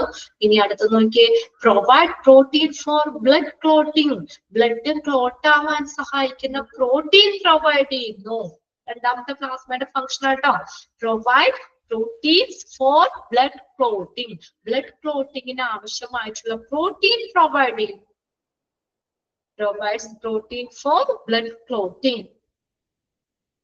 Provides protein for blood clotting. Provides protein for blood clotting. Then അടുത്ത നോക്കി, balance the level of sodium and potassium. Sodium potassium level അതിനെ ബാലൻസ് ചെയ്യാനും ഈ പ്ലാസ്മ ഹെൽപ്പ് ചെയ്യുന്നു. Okay, balance the level of sodium and potassium. നമ്മുടെ ശരീരത്തിലുള്ള sodium potassium level balance ചെയ്യാൻ സഹായിക്കുന്നു. അത് പ്രത്യേകം നോട്ട് ചെയ്യാട്ടോ. Which of the following is included in the functions of plasma? അങ്ങനെ ചോദിക്കാം. എന്തൊക്കെ പ്ലാസ്മ ചെയ്യുന്നത്? Help to maintain blood pressure maintain ചെയ്യാൻ സഹായിക്കുന്നു. Provide the protein for blood ക്ലോട്ടിംഗിന് ആവശ്യമായിട്ടുള്ള പ്രോട്ടീൻ പ്രൊവൈഡ് ചെയ്യുന്നു. And balance the level of sodium and potassium. Sodium potassium ലെവലിനെ ബാലൻസ് ചെയ്യാനും സഹായിക്കും. ക്ലിയർ അല്ലേ പ്ലാസ്മയുടെ ഫങ്ഷൻസ്? അവിടെ ടിക്ക് ഇട്ട് വെച്ചോ.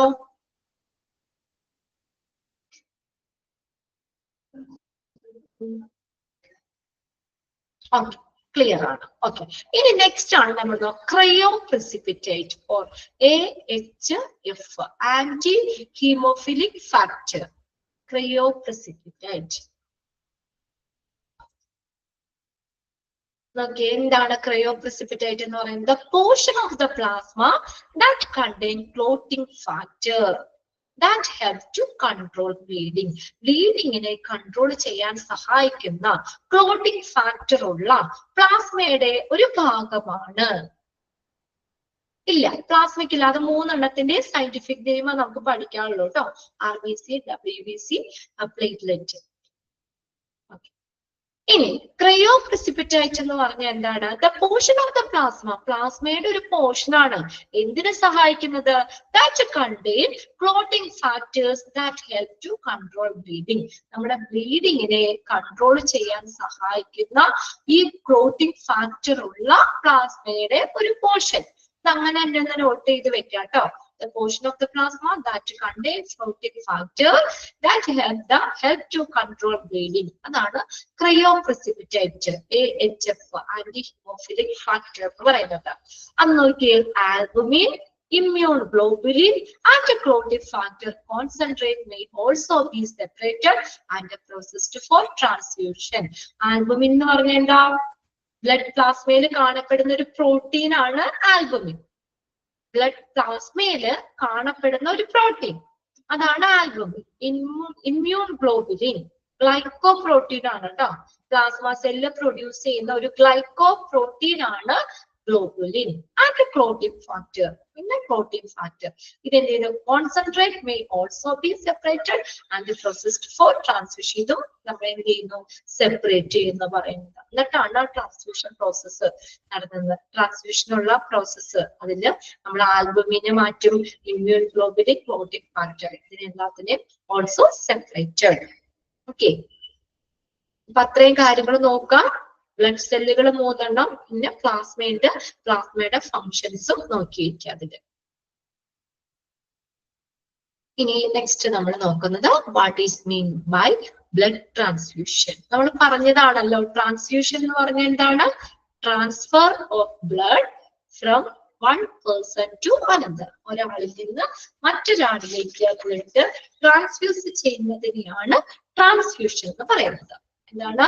Transfer of blood from one person to another. ഒരാളിൽ നിന്ന് മറ്റൊരാളിലേക്ക് ബ്ലഡ് ട്രാൻസ്ഫ്യൂസ് ചെയ്യുന്നത്, പകർന്നൊഴിക്കുന്നു, അതിനെയാണ് ട്രാൻസ്ഫ്യൂഷൻ എന്ന് പറയുന്നത്. അത് വേണമെങ്കിൽ ഒന്ന് നോട്ട് ചെയ്ത് വെച്ചോട്ടോ.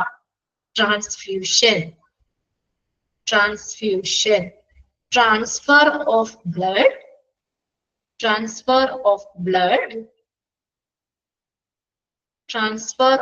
ബ്ലഡ് നേരത്തെ നോട്ട് ചെയ്തിട്ടുണ്ട് അല്ലെ? Transfer of blood from one person to another. Okay, ഇനി എന്താണ് why are blood bank important? എന്താണ് ഈ ബ്ലഡ് ബാങ്കിന് ഇത്ര പ്രാധാന്യം, ഇമ്പോർട്ടന്റ് എന്താണ്? അതാ പറഞ്ഞേക്കണം അടുത്ത പാരഗ്രാഫിൽ. Typically, blood transfusion is a process in which blood components are transferred from one person or donor into the bloodstream of another person or recipient. അതല്ലേ ട്രാൻസ്ഫ്യൂഷൻ എന്ന് പറയുന്നത് അല്ലേ? എന്താ? process in which blood component are transferred from one person, the donor, into the bloodstream of another person, അതായത് recipient. ഡോണറിന്റെ ഇതിൽ നിന്ന് blood അല്ലേ ബ്ലഡിന്റെ components ഡോണറിൽ നിന്ന് റെസിപ്പിയന്റിലേക്ക് ട്രാൻസ്ഫർ ചെയ്യുന്നു. ആ ബ്ലഡ് സ്ട്രീം എന്ന് പറഞ്ഞാൽ രക്തപ്രവാഹം അതിലേക്ക് ട്രാൻസ്ഫർ ചെയ്യുന്നു. അതിനെയാണ് എന്തെന്ന് പറയുന്നത് ട്രാൻസ്ഫ്യൂഷൻ എന്ന് പറയുന്നത്. അതൊന്ന് അണ്ടർലൈൻ ചെയ്തു കേട്ടോ. നമ്മൾ സിമ്പിൾ ആയിട്ട് എഴുതിയിട്ടുണ്ട്, എങ്കിലും സെന്റൻസ് ഒന്ന് അണ്ടർലൈൻ ചെയ്ത് വെച്ചു. ഞാൻ സെന്റൻസ് തന്നെ തന്നിട്ട് എന്താന്ന് ചോദിക്കാലോ. It comes into act especially as a life-saving process. ഇതെന്താ ഒരു ലൈഫ് സേവിങ് പ്രോസസ് അല്ലേ? കറക്റ്റ് സമയത്ത് നമുക്ക് ബ്ലഡ് കിട്ടുക അല്ലെ? ബ്ലഡ് കിട്ടിയില്ലെങ്കിൽ ആളുകൾ മരണം വരെ സംഭവിക്കാം. അപ്പൊ അത് എന്ന് പറയുന്നത് ബ്ലഡ് ട്രാൻസ്ഫ്യൂഷൻ എന്ന് പറയുന്നത് എന്താണ്? ഒരു ലൈഫ് സേവിങ് പ്രോസസ് ആണ്. ഫോർ ദ ആർക്ക് റെസിപ്പിയന്റ്, റിസീവ് ചെയ്യുന്ന ആളെ സംബന്ധിച്ച് ഈ ബ്ലഡ് ട്രാൻസ്ഫ്യൂഷൻ എന്ന് പറയുന്നത് ഒരു ലൈഫ് സേവിങ് പ്രോസസ് ആണ്. Where there a large dose of blood cells through bleeding or depression of the bone marrow, then blood transfusion is considered as a noble cause. അതുകൊണ്ട് blood transfusion എന്ന് പറയുന്നത് ഒരു മഹത്തായ കൃത്യമായിട്ടാണ് കണക്കാക്കുന്നത്. കൃത്യമായിട്ടാണ് കണക്കാക്കുന്നത്. ഇവിടെ നോക്കിയേ, അതിന് മുന്നത്തെ സെന്റൻസ് എന്താ പറഞ്ഞേ? It comes to act especially act as a life saving process. നമ്മൾ പറഞ്ഞല്ലോ ഇതെന്താണ്? ഒരു ലൈഫ് സേവിങ് പ്രോസസ് ആണ്. ഫോർ ദ റെസിപ്പിയന്റിനെ സംബന്ധിച്ച് there is a large lot of blood cell അല്ലെ? അപ്പൊ എന്തെങ്കിലും ഇപ്പൊ ഒരു ആക്സിഡന്റ് ഉണ്ടായി അല്ലെങ്കിൽ സർജറി എന്തെങ്കിലും ചെയ്തു, അപ്പൊ അവരുടെ ശരീരത്തിൽ നിന്ന് എന്താ ഒത്തിരി ബ്ലഡ് സെല്ലുകൾ പോകാലോ അല്ലെ? Large loss of blood cell, ഒത്തിരി ബ്ലഡ് സെല്ലുകൾ അവരുടെ ശരീരത്തിൽ നിന്ന് പോകാം. ത്രൂ ബ്ലീഡിങ് സംഭവിക്കുമ്പോൾ, or depression of the bone marrow ഉണ്ടാകുന്ന അസ്ഥിമജ്ജയ്ക്ക് ഉണ്ടാകുന്ന ഡിപ്രഷൻ അല്ലെങ്കിൽ ബ്ലീഡിങ്, ഇതിലൂടെയൊക്കെ ഒത്തിരി ബ്ലഡ് അല്ലെങ്കിൽ ബ്ലഡ് കമ്പോണൻസ് അല്ലെ, ബ്ലഡ് സെല്ലുകള് അവരുടെ ശരീരത്തിൽ നിന്നും അല്ലെങ്കിൽ അവർക്ക് പോകാം, നഷ്ടപ്പെടാം. Blood transfusion is consider. അതുകൊണ്ട് അതായത് ആ കറക്റ്റ് സമയത്ത് ബ്ലഡ് കൊടുക്കുക അല്ലെ എന്ന് പറയുന്നത് വലിയൊരു കാര്യമാണ്. നമ്മൾ കേട്ടിട്ടില്ലേ, ആക്സിഡന്റ് ഒക്കെ പറ്റി റോഡിൽ തന്നെ എന്താ ബ്ലഡ് ഒലിച്ച് മരിച്ചു പോയി എന്നൊക്കെ കേട്ടിട്ടില്ലേ അല്ലെ? കറക്റ്റ് സമയത്ത് ബ്ലഡ് കിട്ടുക. ഒത്തിരി ബ്ലഡ് നമ്മുടെ ബോഡിയിൽ നിന്ന് പോയി കഴിഞ്ഞാൽ ആള് മരിക്കുന്ന വരെ സംഭവിക്കാം. അതുപോലെ കറക്റ്റ് സമയത്ത് ബ്ലഡ് അവൈലബിൾ അല്ലാതെ വന്നാലും അവർക്ക് മരണം സംഭവിക്കാം. റെസിപ്പിയന്റിനെ സംബന്ധിച്ച് ഇത് എന്താണ്? ഒരു ലൈഫ് സേവിങ് പ്രോസസ് ആണ്. ഓക്കെ, ഇനി നോക്കിയേ. അതുകൊണ്ട് എന്താണ്? Blood transfusion is consider as A Noble process. അതുകൊണ്ട് അത് നോബിൾ പ്രോസസ്, അത് മഹത്തായ കൃത്യമായിട്ടാണ് കണക്കാക്കപ്പെടുന്നത്.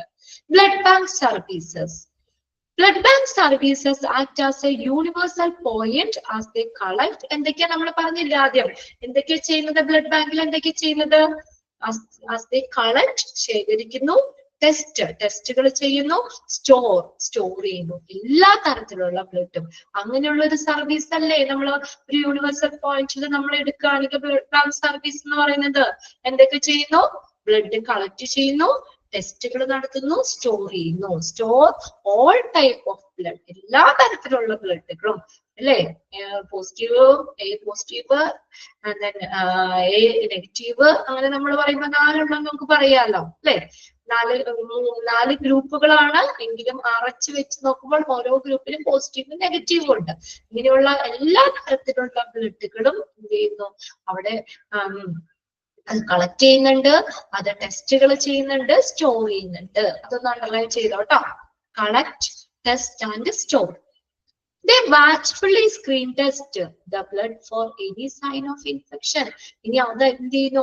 അവര് വളരെ ശ്രദ്ധിച്ച് തന്നെ എന്ത് ചെയ്യുന്നു? സ്ക്രീനിങ് നടത്തുന്നു. എന്തെങ്കിലും ഇൻഫെക്ഷന്റെ എന്തെങ്കിലും അടയാളങ്ങൾ ഉണ്ടോ, ഇൻഫെക്ഷന്റെ എന്തെങ്കിലും സൈൻസ്, അടയാളങ്ങൾ ഉണ്ടോ എന്നുള്ളത് വളരെ സസൂക്ഷ്മമായി അവർ ടെസ്റ്റ് ചെയ്യുന്നു. നമ്മളിപ്പോ ബ്ലഡ് കൊടുക്കുമ്പോഴോ ട്രാൻസ്ഫ്യൂസ് ചെയ്യുമ്പോഴോ ടെസ്റ്റ് ചെയ്യാതെ കൊടുക്കാൻ പറ്റൂല അല്ലെ? വളരെ ശ്രദ്ധിച്ച് തന്നെ എന്തെങ്കിലും ഇൻഫെക്ഷന്റെയോ എന്തെങ്കിലും ഇതൊക്കെ ഉണ്ടോ, അല്ലെങ്കിൽ ഭയങ്കര കോംപ്ലിക്കേഷൻ ആവാം, അത് റിസീവ് ചെയ്യുന്ന പേഷ്യൻസിന്റെ ഡെത്ത് വരെ സംഭവിക്കാം. അതുകൊണ്ട് തന്നെ ഇത് വളരെ ശ്രദ്ധിച്ച് സൂക്ഷ്മതയോടുകൂടി തന്നെ സ്ക്രീൻ ടെസ്റ്റുകൾ നടത്തുന്നു. ഇൻഫെക്ഷന്റെ എന്തെങ്കിലും ഒരു കണികകൾ ഉണ്ടോ എന്നുള്ളതൊക്കെ. അതാണ് സ്ക്രീനിങ് ഓഫ് ഇൻഫെക്ഷൻ. ഇനി ആ സ്ക്രീനിങ് ചെയ്യുന്നതിന് പുറമെ തന്നെ they also check the blood type. ഇതുകൂടി നോക്കും. സ്ക്രീനിങ് നടത്തുന്നു. നമ്മൾ ആദ്യം പ്രിലിമിനറി ടെസ്റ്റുകളൊക്കെ പറഞ്ഞില്ലേ, അതോടൊപ്പം തന്നെ അവര് ബ്ലഡ് ടൈപ്പ് നോക്കും. വെദർ എന്താണ് ടൈപ്പ് AB or O കേട്ടോ. ബ്ലഡ് ഏതാണെന്ന് നോക്കും. ബ്ലഡ് ഗ്രൂപ്പ് ഏതാണ്? A ഗ്രൂപ്പ് ആണോ, B ഗ്രൂപ്പ് ആണോ, AB ഗ്രൂപ്പ് ആണോ, O ഗ്രൂപ്പ് ആണോ, ഏത് ഗ്രൂപ്പ് ആണ് എന്നുള്ളതും നോക്കും.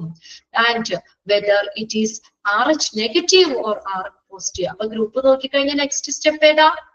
എന്താണ് നെക്സ്റ്റ് സ്റ്റെപ്പ് പറയുന്നത്? RH പോസിറ്റീവ് ആണോ RH നെഗറ്റീവ് ആണോ എന്നുള്ളത് നോക്കും. ഗ്രൂപ്പ് നോക്കി അത് കഴിഞ്ഞ് പോസിറ്റീവ് ആണോ.